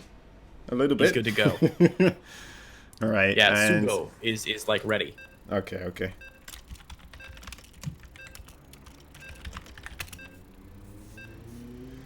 Oh, it's getting really close here. Things are heating up in this series. Armani again striking back with the vengeance early on over there and pretty much negating that early advantage that DynaMite had built up there. Feeling like he maybe had a small advantage getting that quick third command center, but Armani just having the absolute right response and immediately jumping on the opportunity to take his revenge and, well, punishing DynaMite for being a little bit too greedy after having such a marvelous opening. Absolutely. Okay. In the bottom right side of the map. Needs to win still 3 more games. And only has 2 on the board right now. Here's the blue Terran player from Alpha X. It is DynaMite. Oh my. Actually, if you zoom in on that, the command center and then look underneath, there's something really interesting underneath there. Oh, I like that. There's some sort of engine underneath the map there. Yeah, yeah, something's going on. I'm gonna show. Well, let me introduce another players, and then I'll All good, all good. In the top left-hand corner, in the red this time, playing Zerg from Black Knight Esports. It is Armani. Kozan, did you ever play World of Warcraft? Oh, who hasn't? Did you play during Wrath of the Lich King? Yeah, I did. Do you remember that zone with all the mountains that had the like the zone that Uldum or Ulduar was in, with all the engines and stuff hidden in the land? Yeah, for sure, sure. That's what this reminds me of here, underneath the command center, where it's like this frozen, frosty wasteland with some sort of crazy energy engine crystal thing going on underneath of it. It's a very good look. I agree wholeheartedly. And yeah, I always loved that zone as well. Right, I had to fix my camera. I spent a lot of time camping for the time-lost Proto-Drake there. It was a very rare mount way back in the day. Did you ever get it? Or... Of course not. Of course not. All right. I know that there's still people just hanging around there trying their best to get it.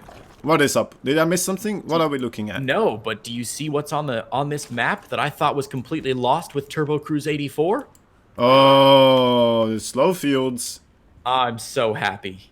I'm so happy. They're back. Yeah, it's nice. Actually, I like how it's kind of...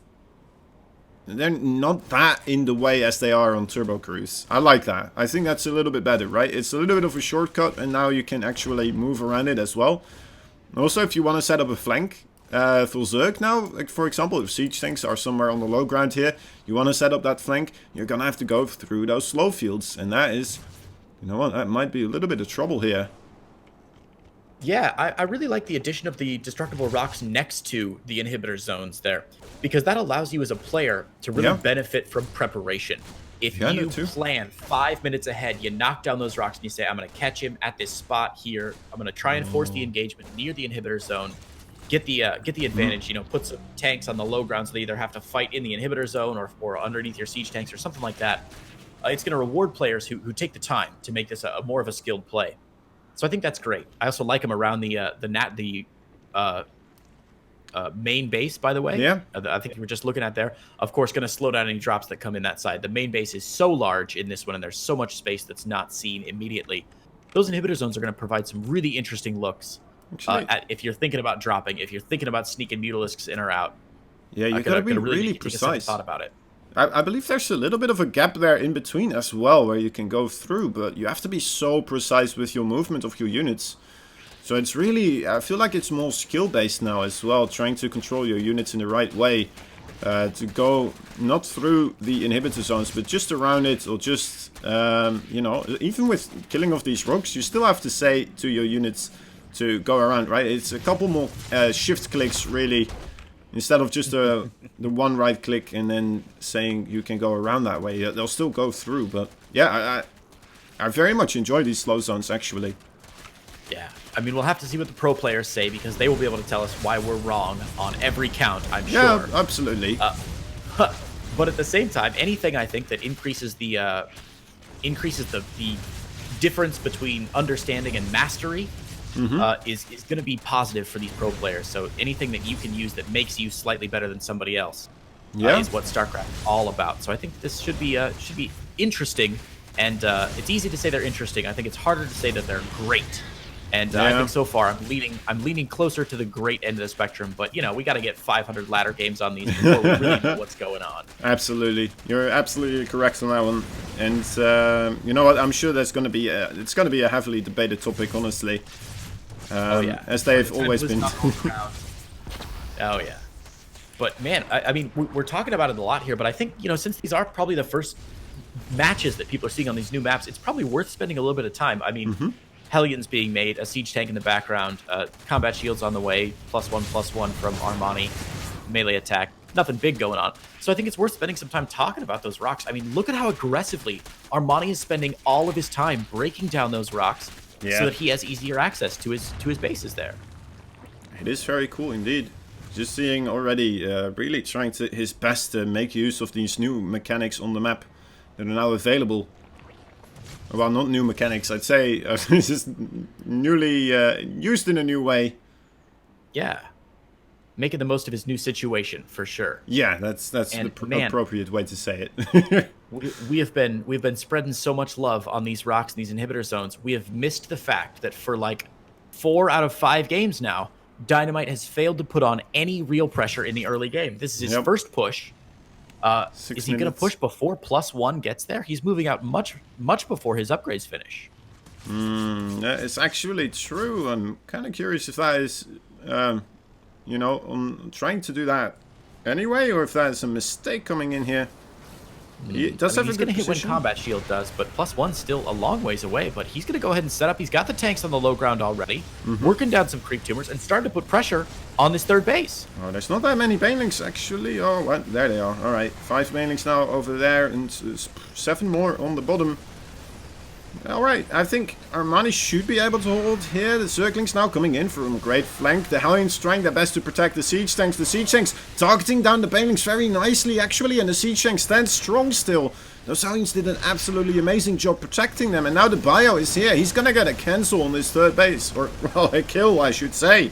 Man, Armani in so much trouble here. That was, I mean, that was a beautiful example of what those slow zones really can do. We saw the banelings going through the slow zones in a group, and that allowed the tanks to target fire him down, meaning that Armani has almost no firepower left this game, and this powerful combat shield push, now that +1 is finished up for DynaMite, he is going to be in great shape. Absolutely. It is very nice position here for DynaMite. Of course, behind this, I'm not sure. Is he actually, did he make his third base? I think I see a third base sitting there in his main base. So it's not completely all in, but it feels like actually, oh my dear lord, I'm just scared for him right now that he's going to overstay his welcome and be overrun. He does have more Marines joining this though, continuously. So, oh my dear lord, he just unsieges as the banelings are coming forwards. Get beautiful micro backwards. What kiting, what target firing. DynaMite really showing his power as a player here this time. It's just Queens versus Marines. A couple more banelings trying to join the fight. Now remember, one good baneling hit will end this game for DynaMite. But at the same time, if that doesn't happen, Armani in loads of trouble. The Marines walking up one by one, misses the baneling hits, and this is looking even worse for our boy Armani, who has now lost 19 drones. Absolutely. A marvelous push that from DynaMite. Absolutely destroying those banelings as they are getting close. And the thing was as well, Armani was so close to baneling speed as those banelings were marching in and then just hitting, exploding upon one single Widow mine there. Very unfortunate. Yeah, wow. So DynaMite bringing the series to 3-3, making this essentially a best-of-3 series now. Yeah, pretty much. Yeah, you're right. it's all gone by so quickly. I'm surprised that we've only seen Broodlords in one game so far. we've only had one game go to like that serious late game style, which is a shame, I think, because in TVZ, late game is so much fun to watch, and there's so many different bits and pieces to make it work. So hopefully one of these last 3 games will go into a little bit more late game play, hopefully, if nothing else, just for my enjoyment. Exactly. Yeah, I'd say I would want as well. Last map 1. Oh, right. There's only one map remaining, is there? Yes, Yeah, Ephemeron, LE. Ephemeron. Right. What a great name for a map. That is not where I want to go. Ephemeron. What does that mean, Creighton? Please tell me. Which god is this? That's a good question. I need to look it up myself. I think it's a made-up word. I wonder if it stems from... Oh, no, it's not. An ephemeron is an insect that lives for a day or only a few days. Huh. And apparently no one uses the word anymore. All right. Fair enough. It's fun, though, that these map same... makers get really creative with these names. Oh, wait a minute. There's also a Wikipedia article for ephemeron that talks about a data structure that solves 2 related problems in garbage-collected systems. Oh, that's pretty cool. I don't know any of those words, and I feel like it's a coding thing, but I have no idea what they are. Data collecting. I'm not sure which one they are referring to. I mean, the map is quite green, so I'm assuming it's the insects. But it was made by nerds, so I'm assuming... Oh, my dear lord, you're right. It's probably the coding thing, right? Oh, my god, it can go both ways. We gotta do an AMA with the map maker. Get him in here. What's this all about? Oh man, I like the just the layout of this map as well, though. It's a very interesting map to me. It's a big macro map as well, but there's a lot of the tiny ways you can go through here. Little bridges. I'll show them to you in a moment. First, let's introduce our players in the top left side of the map, tying up the series with a good 2-base push right there. He is the red Terran player. He is DynaMite. And his opponent in the bottom right, in the blue, playing Zerg, trying to fight back here, but struggling at 3-3 from Team Black Knight. It is Armani.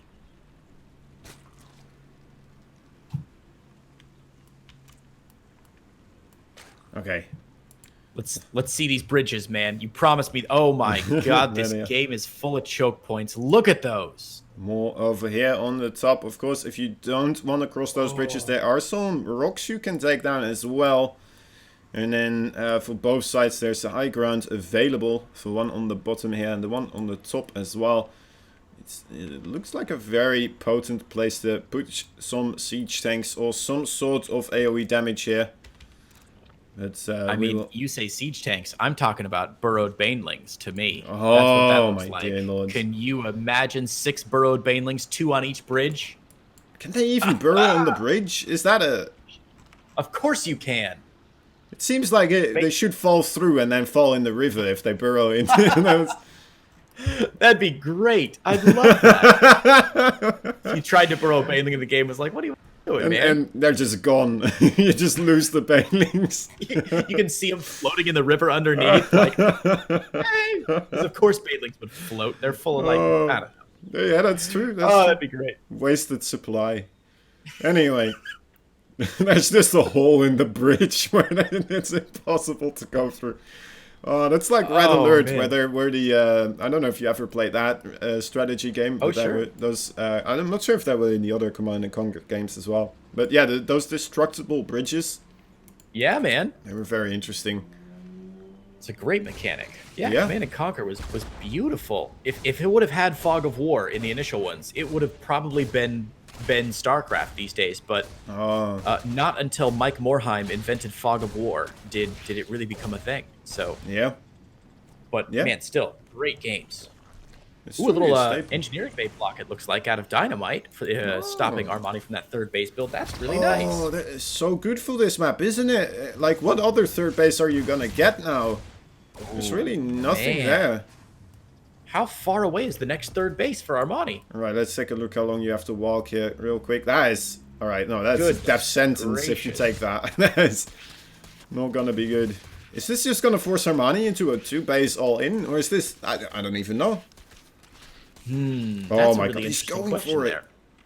Right. Wow. Okay. Fair enough. Oh man. So this is, I mean, based on what we know about the map so far. And again, I feel like I should reiterate, and I can't speak for you, Kozan, but I gotta say these players definitely know the map better than I do. Probably me as well. So based on what I know, what I'm guessing now, this is going to be a huge advantage here for DynaMite, who's going to be able to easily put pressure on that third base for Armani. Yeah. And since there's no creep connecting it yet, some early game, something like a Cloaked Banshee, for example, would be great. Oh, yeah. Especially with this dead space in between these two bases. Yeah, I agree with you. And that's exactly what DynaMite is doing. You probably... Did you already see it? Or is this just you being as smart as DynaMite here? No, I saw it. I definitely... Right. As I said the first half of the sentence, I was like, and something, and then I saw him start the Banshee, and I was like a Cloaked Banshee. It's an Yeah, pretend like you know what you're talking about, and then hope that something shows up in the production tab to prove you right. I do it myself as well sometimes, but I still fall for it. It's a good one. I feel like a magician revealing his secrets now. He's going to be unimpressed from now on. No. So Armani, I think, is making the right call here, going for Baneling Nest, going for Hatcher, or for going for Lair, rather. Just getting all the stuff up that he needs to defend against this, getting some Spore Crawlers out as well. So Armani making the right call so far. That Scouting Overlord really paying off for him in the main base. Overlord's speed is becoming more valued, and I think rightly so, man. We see it paying off for Armani in at least 2 of these games this series. Absolutely. I think, especially on big maps like these, I feel like the Overlord speed is absolutely crucial to get here. But, alright, Hellions trying their best to get a little of a poke onto the creep area here. The Overseer is flying in, gonna get a complete scout once again. And I'm feeling, maybe, I'm not sure if Armani agrees, but I'm feeling Mutalisk again on this map, perhaps, but... We'll have to wait and see, actually, how much damage he takes from this... Mutalisk have a lot of play. That first Banshee going down, which is a nice pick there for Armani. DynaMite not getting any... Did he get any kills there? I don't think so. Not a single drone kill yet this game, so... really rough for that Banshee.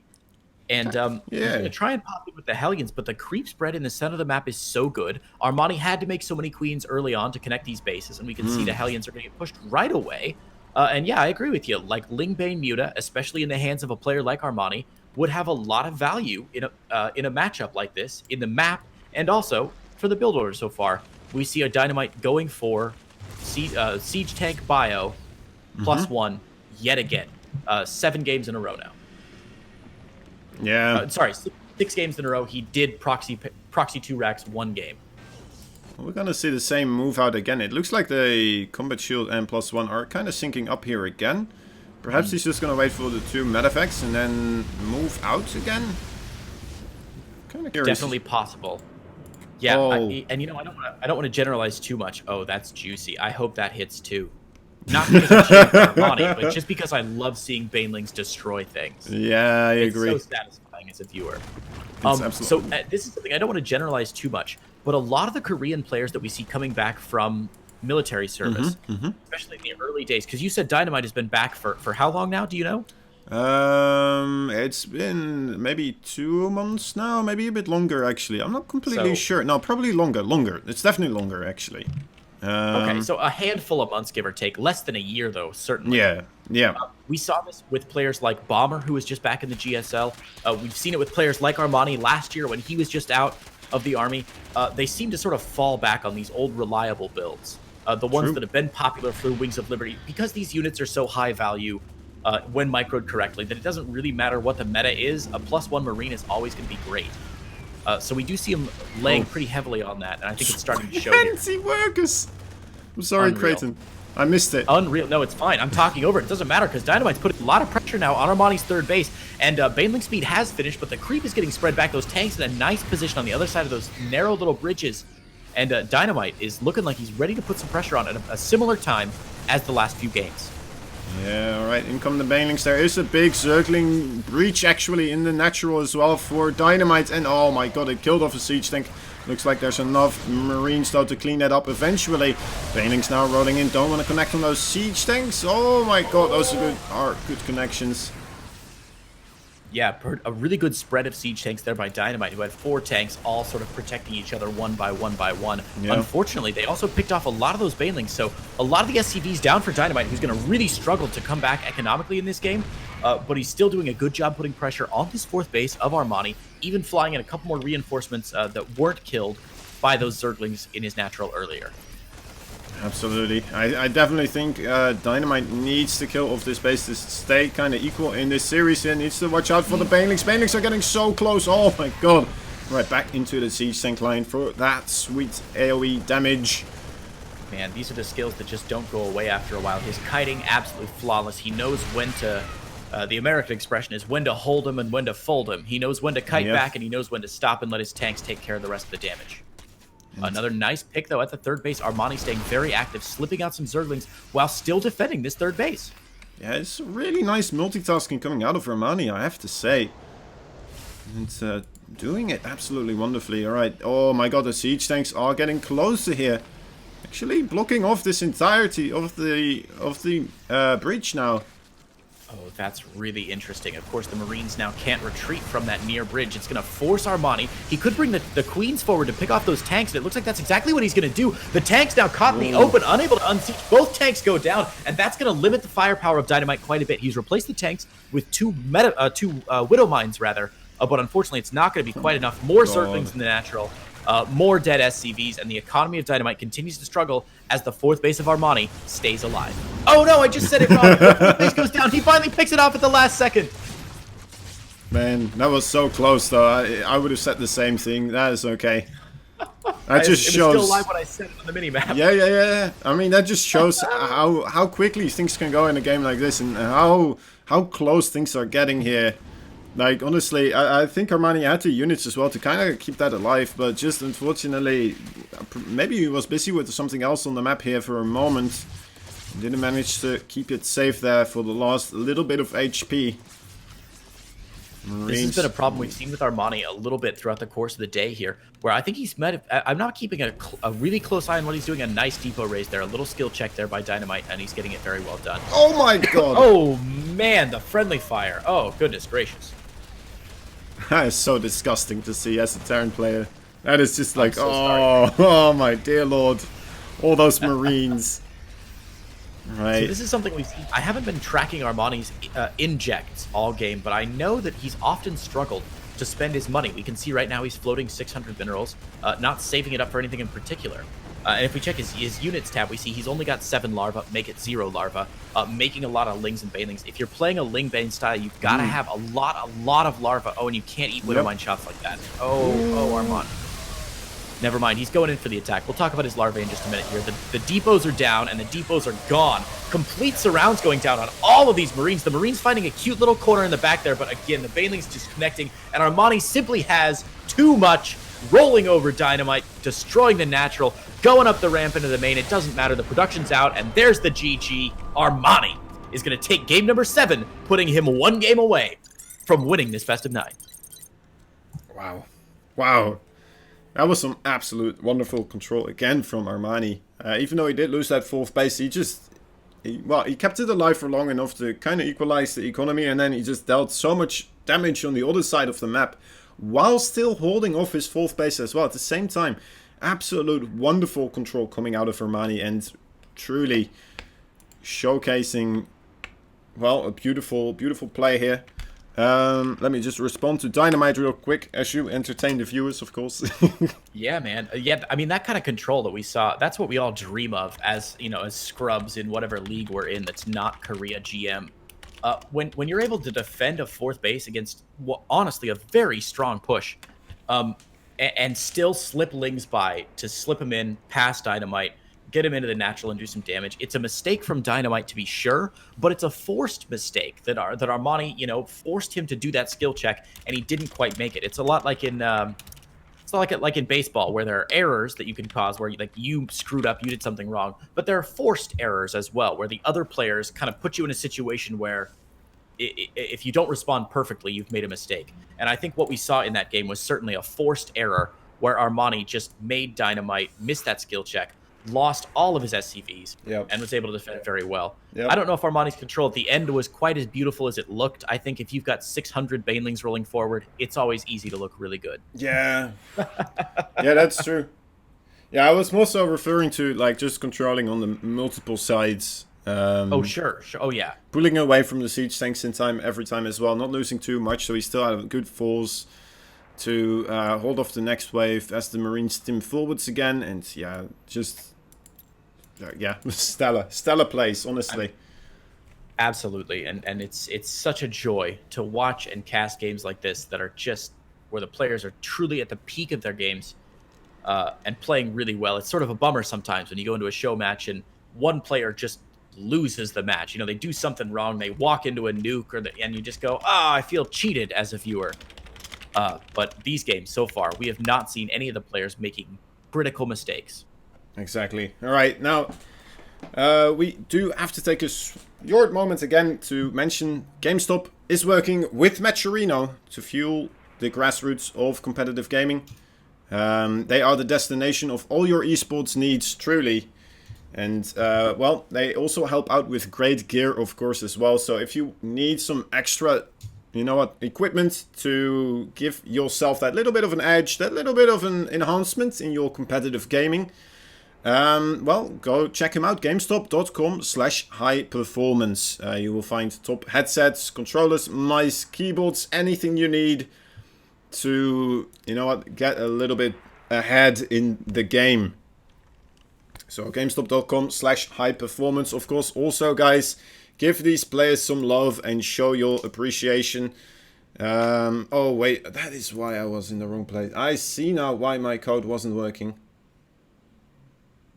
That's a bit embarrassing, isn't it? Were you at the wrong link? Because I was going to say I was able to do it over the last time, and I was able to donate just fine. Yeah, I was looking at next next Saturday's match. There we go. All right. Anyway, so let me show you the right one now.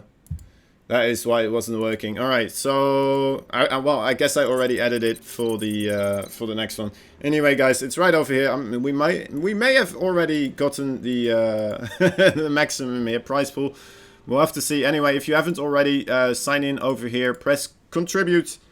Add in that little coupon code APS105. Press contribute and give a little bit of extra pocket change to these players. I'm sure they will absolutely love you for it. And, well, me as well, of course. And Matcherino too. And that will just make them even more likely to sponsor more of these matches in the future. And that will bring you more show matches. So it's a win-win-win situation. Okay. Yeah, man. We've seen 27 odd people have already given their donations for no cost. I see there's like 60 people watching the stream. The other 30 of you that are watching, what are you even doing with your life? Exactly. All right. Checking if they are ready again, and they are both ready. Here we go. Next game loading up, and it's your favorite, Creighton. Look at that. I'm so happy he chose this one as well. The best map in the map pool. I've seen all these maps one time now, and I can clearly say Disco Bloodbath, far and away the best map in the map pool. No Absolutely. question. I gotta queue up my 70s music. I gotta put on my bell-bottom jeans. I gotta wear some high-heeled platform shoes. I gotta buy an afro. Oh my god, if you do that, then you're gonna have to do a tournament where you can only play on this map. Like, it's best of 9s, but it's just only Disco Bloodbath and you're sitting there. That's so funny. I was just thinking the exact same thing. If I hit like a donation goal, I would buy like an afro wig and some 70s clothes and cast like a best of 69 series on Disco Bloodbath. That'd be so much fun. That's the way to go. Oh my god, imagine if it's an offline event as well, and the players have to cosplay as well in some disco as they play, and then you get player webcams. That would be an event I would like to watch, honestly. I would tune in for that one for sure. Anyway. Incredible. Incredible. Oh, it's like close to Home Story Cup levels of when they came in with all those Mexican hats and stuff like that. Yeah. That was so good as well. Anyway, we have Disco Bloodbath once again on the 4 o'clock location. The red Terran player still needs to win 2 games here to take the entire show match series. He is the red Terran DynaMite. And his opponent spawning at 10 o'clock in the blue and needs to hold off this double proxy racks if he wants to win this best of 9 series. From Plan Black Knight, it is Armani. And look at that, Marines again out of these proxy racks. This could not be a better time to be alive, Kozan. Well, I mean, it is the bloodbath of the disco, after all.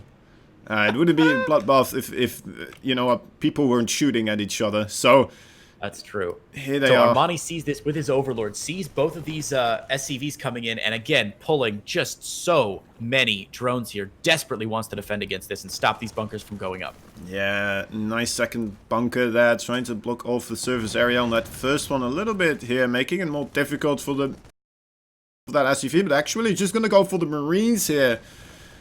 No, Armani chasing way deep there with those. I'm not sure that was a good idea. That's going to allow that bunker to finish, actually. He could have been picking down that SCV. Instead was chasing some of the Marines around with these drones. But he does get him cornered in this little corner. Hello. Very nice around here. Picking off all the Marines, and that's an absolute marvelous thing to do there. As Armani, of course, he did lose 5 workers, though. Depends on how much DynaMite is still going to invest into this. Okay. One Marine into the bunker there. The second Marine probably not going to make it into the bunker. Oh, he does make it into the bunker. Oh my but God. The link is pretty incredible. The bunker almost certainly going to go down. Right? No? Oh, one SCV did get picked off there. Whoa, nice micro from DynaMite, but... Wow. There we go. Finally takes that bunker down. And now with 4 Marines and 8 Lings on the way, I think Armani's probably going to be able to hold this. But some significant damage has been done here already. Yeah, still killing off some more drones here. Now Armani 6 workers behind against the 20 workers of DynaMite. Even when DynaMite lost the 2 SCVs as well, of course, across the map. Still, the Armani losing 8 workers in total. And now, of course, as how the Zerg works, they need to make Zerglings to hold this off. But at the same time, that means they're not making any workers. Yeah, Armani is not cleaning this up quite as quickly as he did the last time here. We see the Marines finally getting some shots off on that natural hatchery, and Armani's got to get a lot of value out of this one queen that he has on the ramp, or else his natural could be in a lot of trouble. Of course, if that natural falls, that's almost certainly an immediate GG. Absolutely, yeah. Right now, getting to a reasonable amount of links here. And I think DynaMite realizes pulling back already. That's a good game sense awareness coming out of DynaMite here.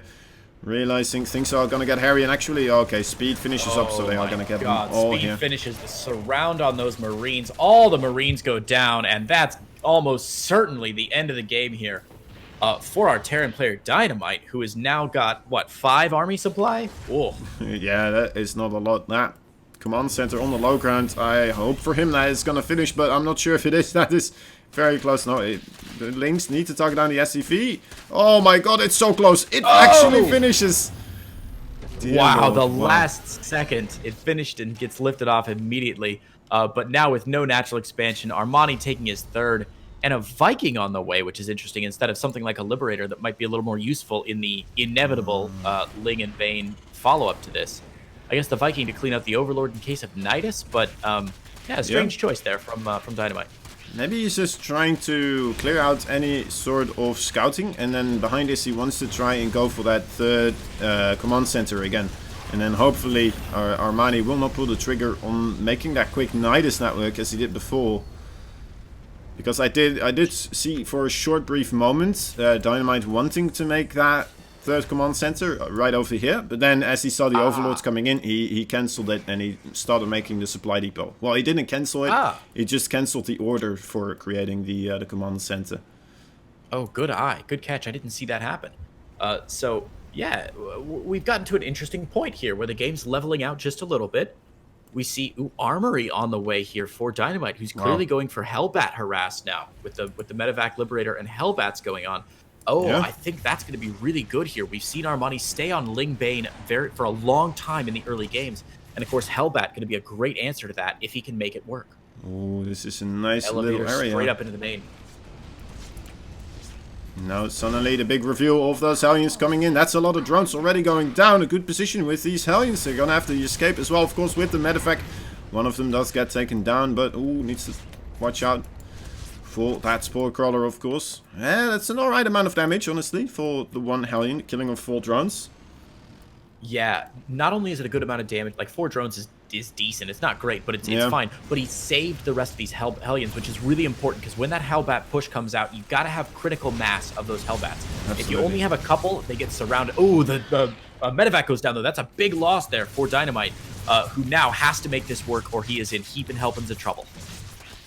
One Hellbat a little bit distracted there by the 3 queens on the other side, but the other one's marching forwards into the natural here. The banelings are high in number. Are they gonna get good connections? Actually, good splits here from DynaMite, and still having about 6 Hellbats here. Should be able to deal with these queens, I'd say. The queens actually now being joined by the Zerglings, and well, alright, he looks like he is gonna clean this up rather nicely, of course. That Liberator is still here. A little bit of a threat, just kind of denying mining going on here. Yeah, pulling the queens back and forth. DynaMite's doing a good job moving from cheese to cheese. Oh, jeez, Armani, what? Come on, man, you're better than that. That was very rough to watch, I have to say. I kept talking, thinking he would just clean it up naturally and we wouldn't have to talk about it. But, oh, jeez. So finally cleans up the last of the Hellions. Should be able to pick off that Liberator when their queen is not directly in its range. And yeah, an interesting place now for this game. We see DynaMite shifting into Cloaked Banshee. We see Armani finally getting his lair up, probably for either Nidus play or just to, you know, move himself further down the tech tree. But yeah, DynaMite going from, I mean, from cheese to cheese to cheese, really. From the Proxy 2 racks into the Hellbat push into the Cloak Banshee.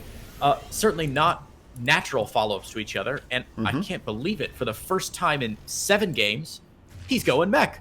Yeah, he is. Full on mech. Still adding 1 engineering bay, but that is just obviously for the missile turrets and such. He should already have one down. He's got the armory down somewhere. Wait, does he? Hellbat. So this is his 2nd engineering bay, unless his engineering bay got picked off and we missed it somewhere. Oh, no. You so need the armory for the Hellbats. Yeah, but you got to have an engineering bay for the armory, right? No. Oh, you don't? No. I'm just such a bad Terran player that I always get it anyway. That's okay. That's what it is. You need it. By the time I'm ready for an armory, I've already got my engineering base down because my bio push has failed. That's the only reason I go back as a Terran player. I always figured you needed it. I don't think so. Cool. Well, more factories coming down as well, adding on the Cyclones, and man, these Hellions keep it on the pressure here for DynaMite. Yeah, a great amount of pressure coming out, and actually still ahead in workers as well, being able to continuously keep producing behind this as he's keeping up the pressure, forcing Armani to deal with this aggression continuously, making those links, making the queens, not being able to focus on his economy as he wants to, and GG is called. DynaMite taking the game here, and we're going into game number 9 here, Creighton. It's ace match time. That is quite a bit of hype going down here. These 2 players were made to be fighting against one another. Yeah, what a great series, man. What a great series. Yeah, absolutely. For a moment, again, at the start, I was thinking, well, 2-0 already? That seems quite convincing, honestly. A little bit one-sided at the time, but DynaMite striking back with a vengeance and having something to say about it. Yeah, I often worry in series that are longer than like best of 3 or like these best of 9 show matches. Sometimes I would worry as a player that if I get 5-0'd, that just, I mean, it's bad for me as a player. It's bad for my opponent. Oh, Armani's chosen Acropolis, by the way. Acropolis? All right. Yeah, I'm slow on the trigger again here. That's all right. Acropolis. Yeah. So, if a match goes to, if like a best of 9 goes to a 5-0, I feel bad for everyone involved. Like the winning player kind of feels like, oh, I didn't put on a good show because I just won so easily. The losing player thinks, oh, jeez, I just folded. This is terrible. And the viewers feel a little bit cheated. So not that everyone has to go, but it's so nice to see these matches go into the late game or to the last match. Absolutely. All right. And taking a brief moment again, the final shout out for today, guys. Don't worry, I won't bother you again. But of course, you know what? It is very worthwhile. I mean, these sponsors that we have, they are amazing guys that do support us. Without them, this would not be possible. So, I mean, let me introduce you to one of them again. Once more, it is 24-hour fitness. Bring your friends as well, of course. Fitness is always a lot more fun when you have some people joining in and motivating one another that way, of course.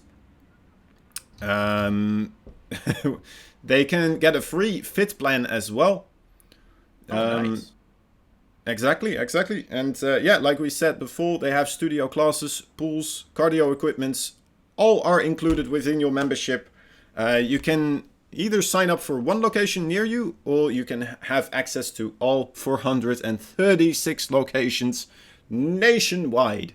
And I believe they even have some in the Netherlands as well, some locations, but they are around like the really big cities. So like I believe it's in Amsterdam and I don't know the rest. That's just the one I knew because that's the closest one to me. It's okay. It's the only Dutch city that most Americans know anyway. That's true. And then the Koreans probably know them even less so. So that's anyway. I think both players have given the go sign. Once more, we are gonna head into this final game of the best of 9 series. And wow, let me double check if everything is okay. It looks so. Both players saying I loaded up the right map in their way, of course, by saying ready. It's always good to know. Yeah, man. Sounds like these players are ready. It'd be nice to end the best of 9 on an old faithful map, on a map that we know, on a map that we could talk about a little bit more educationally, and we're not maybe discovering it for the first time or the second time like some of us were coming to this cast. Well, I mean, you know what? It's okay. I'm sure people do appreciate it as well. Like, I feel like there's probably more people that are watching these maps for some of the first times. Then there's people that already completely analyzed every little aspect of the thing and looked at every corner and nook and cranny. Oh, man, we better hustle with these player introductions or All right. we're going to miss all the action. Absolutely. Right there. Okay, in the top left corner of the map, the red Terran player tying up the series again. He is the DynaMite. And his opponent, who is Hope. Oh my god, he's got his Overlord on a perfect scouting pattern against this double proxy racks again. No. In the blue from Black Knight, it is Armani. Alright, let's quickly scoot on over there. And there he is. Unreal. Yep. What a scout from Armani, who's not even going to show his Overlord either. So DynaMite does not know he's been scouted out yet. That's a very clever move by Armani. Who's going to leave that? Is he even going to see the second proxy racks as well? Oh, he does. Oh, Armani, you absolute legend. And this is sending still out drones to try and pick it off. Yeah, this is still a kind of a tricky place for these drones to get good surface area on these SCVs, but looks like they do manage to do so. A little bit unlucky with where those SCVs go. Right, that one is now safe, but the other one is still in a lot of trouble. One SCV goes down, the second SCV goes down as well. The double proxy racks has failed, and that is just a shame there. Armani even leaving a drone patrolling, but that is about as badly as a proxy racks can fail. Oh, man.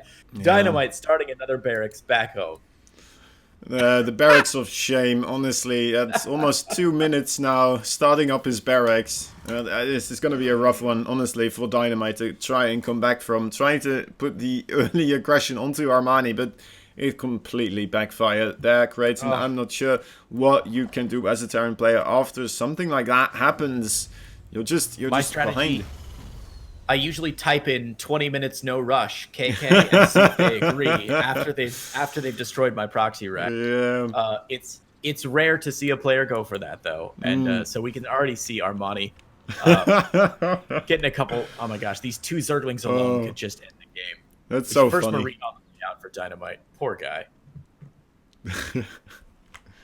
Yeah, these Zerglings already rushing across the map. They are. Well, are they actually going to get there in time? I think so, right? They should be able to cancel the production there for a while. Actually, no, they're being pulled backwards by the SCV. Yeah, they're going to prevent the scouting, I think, which is also a pretty good choice. Yeah, you got a couple options with those early Zerglings. Now, Armani only made 2 Zerglings instead of 4, which indicated that he was right. I think so. Yeah, only 2 Zerglings instead of 4. which indicates that he doesn't want to go for the crazy early, all-in aggression just to counter pressure his opponent. What he's going to do is macro up a little bit and show us a good game for this last game in the series. Although, oh my gosh, DynaMite is recovering in an interesting way as well by building 3 command centers. Yeah, it's kind of greedy in a way, but behind this, Armani also, of course, getting that third hatchery as we are seeing here. Yeah, it's kind of a question if he's going to get away with it. I feel like Armani, he isn't getting that early overload speed this time just yet. He might still do so, but... He shouldn't need it in the early game this time. There's not going to be as many Marines out on the field to push him away, so those overlords are still going to get in for the early initial scout. And, something like Nidus pressure is not probably what he's going to be looking for this game, since he is off to such a positive, powerful start. Yeah. Now, what I find really interesting is that he's gone very, very macro behind this. Third base, just queens and drones, no real tech. I mean, he's just starting Zergling speed at 4 minutes in. So he is really, really going hardcore economic play here. Which is interesting to me, because usually if a proxy fails, what that means to me as a player is that I've got a couple minutes of a window where I'm going to be so much stronger than my opponent, and now is the time to strike. Absolutely. That window and all the variance in the game means that my advantage is going to be lower and lower as the game goes on. So I'm a little surprised to see Armani not putting on a shred of pressure at all. I think he'd at least go for something. Yeah, and DynaMite's here kind of gambling upon that Armani is going to go for that economic route. I mean, I suppose it's kind of a decision, right? You can either go for that really heavy economy when you're already a little bit ahead in economy and just kind of snowball from there, or you can try to indeed, like you said, apply that pressure, which is normally what I do as well, because it feels like it's a little bit easier to do. Plus, it just feels so much better when you beat somebody after they tried to cheat. To me, that makes me so... I'm like, I know that you're angry about losing. I know that you're angry about failing your cheese. You deserve this. Learn from your mistakes, loser. I'm not usually a mean guy, but after I get cheese, very occasionally. All right, so a drop of Hellions into the main base, but again, Armani on top of this, he scouted it out from the beginning. Actually a good block there by Armani. The Evolution Chamber block is a really nice one, forcing those, Hellions. And the complete surround too. Oh, that was close. Man. Oh my god. So there's no like number of drones you have to kill to say that was a successful attack. And there's no number where you have, but there's certainly numbers where you can say that was not a successful attack. Yeah. And 2 drones is definitely a number where you can say that was definitely not worth the trade. Or DynaMite. Nothing is breaking his way this game. That got so close though, with all the drones on top of that one extractor. I thought like if they get one more shot, just the 2 Hellions, that would have been absolutely great damage there right here, but the Lynx blocking nicely, then the medevac picking up the Hellions not in time and dropping them right on top of those drones as the drones already were splitting, and then just not getting good shots anymore. But yeah, real rough for DynaMite, and we see Armani taking a base, and that creep to take a 5th at some point. Double expanding, in fact. We've got a macro hatch in the main even. Goodness gracious. Going up to Hydralisk tech, +1 melee, Hydralisk range, Baneling speed, just everything a Zerg could want. Is this the first time we see Armani actually get Hydralisk as well? You think so, he had right? a couple in the game on the second map, I believe he went Ling Bane High. All right. But yeah, the first time we've seen him go for it, the second time we've seen him go for it, I guess, in this series. Yeah. And again, with his control, Hydralisks, and this amount of creep spread as well, because of course DynaMite can't afford to waste a single scan to fight back that creep. So Hydralisk is going to be a great choice there. Absolutely. A little drop coming in from the top side of the map as, a couple of links. Not really finding any damage there. It was a shot, of course. Fortunately, being met by the Overlord, has to clean it up so he can try his best to come in another time, perhaps. And that is a scary number of Hydralisks at 8 minutes into the game. You don't want to see that many Hydralisks. And he's chasing him all the way off creep. Armani being so aggressive here. I don't want him to overcommit, though. He's losing a lot of Zerglings already. Yeah, but the Hydralisk are picking off those medevacs as well, though. And look at that. They actually, like, even just with the front line of Hydralisk shooting, they 2-shot a medevac pretty much. So DynaMite has to be so on top of his units here, his control with these drops, because he can lose them in an instant, truly. As soon as those med effects go down. Yeah. This drop, I think, is not going to get spotted until very, very late, actually, by this last... Oh, he's going to drop out onto the 6th base location and then just push onto creep. That's a shame. If he would have gone into the main base, he might have actually been able to find some damage. Yeah. But now the jig is up. He knows where he is, and with that many Hydralisks out, this should be cleaned up pretty quickly. Armani feeling strong enough to even go for Hive Tech already. Wow.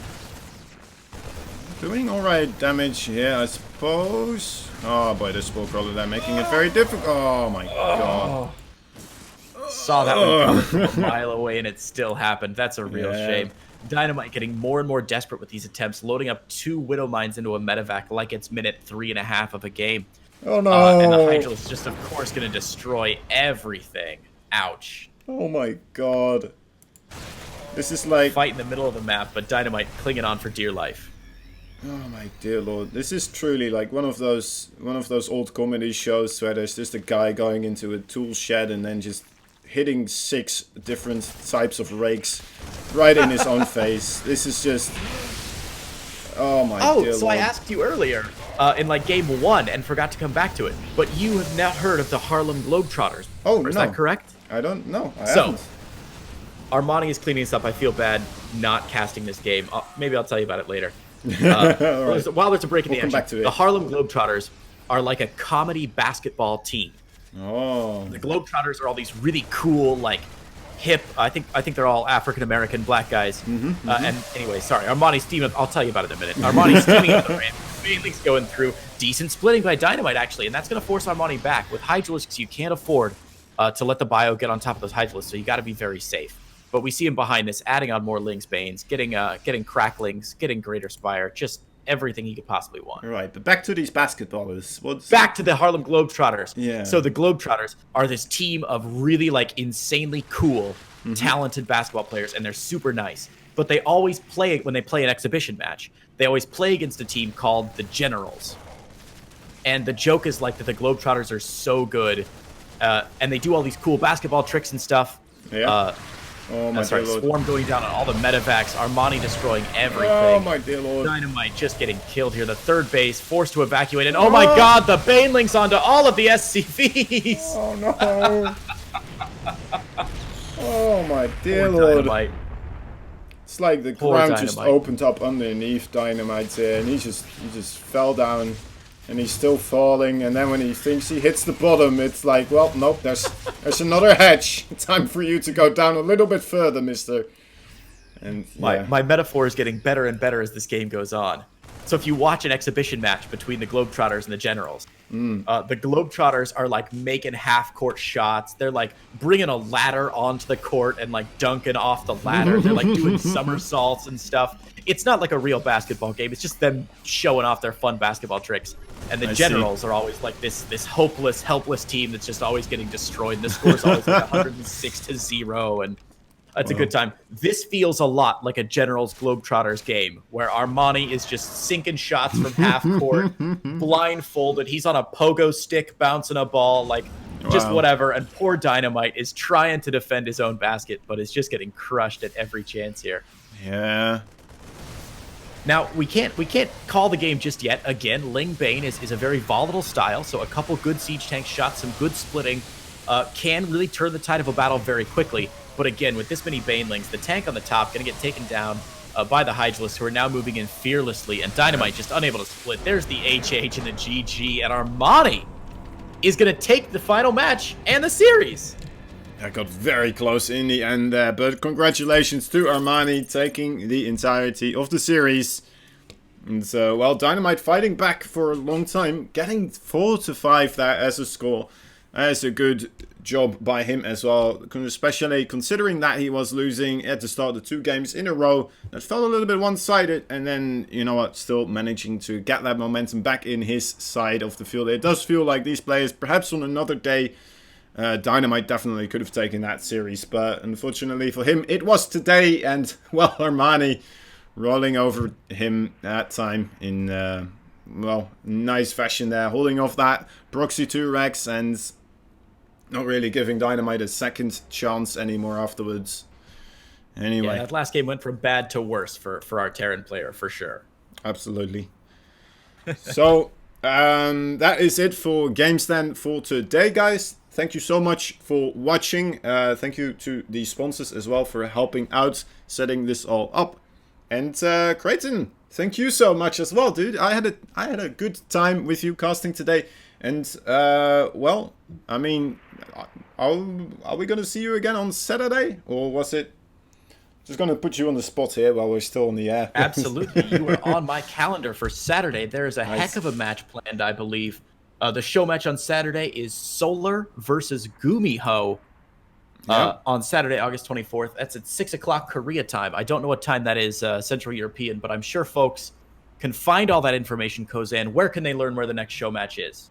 Well, it is announced on Twitter as well. Alpha X SC2, you can see it right there.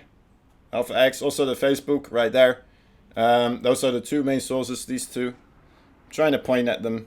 It's not working out as well as I wanted to, but anyway, yeah, go check them out. Of course, as well, if you want to see more of our casting, you can find me down there on Twitter as well. And Creighton, this side, there we go. That over there on his... Just below, I put down your Twitter handle as well. So make sure to give him a follow, guys, if you haven't already. Probably already have, right? Most of you watch the GSL. He's an absolute legend and doing great stuff for the scene overall. All right, so once more, thank you so much. And yeah, everybody, that was it. Unfortunately, well, we did get to see 9 games, so there was no opportunity for any more games there. But that is it. All right. Creighton, do you have anything else to add at this time? I can't wait to cast the games with you again on Saturday, Kozan. I had so much fun tonight. I'm going to have so much fun tomorrow. Really looking forward to it. I'll see you then. Okay. All right. Final goodbye, guys. See you next time. Bye-bye.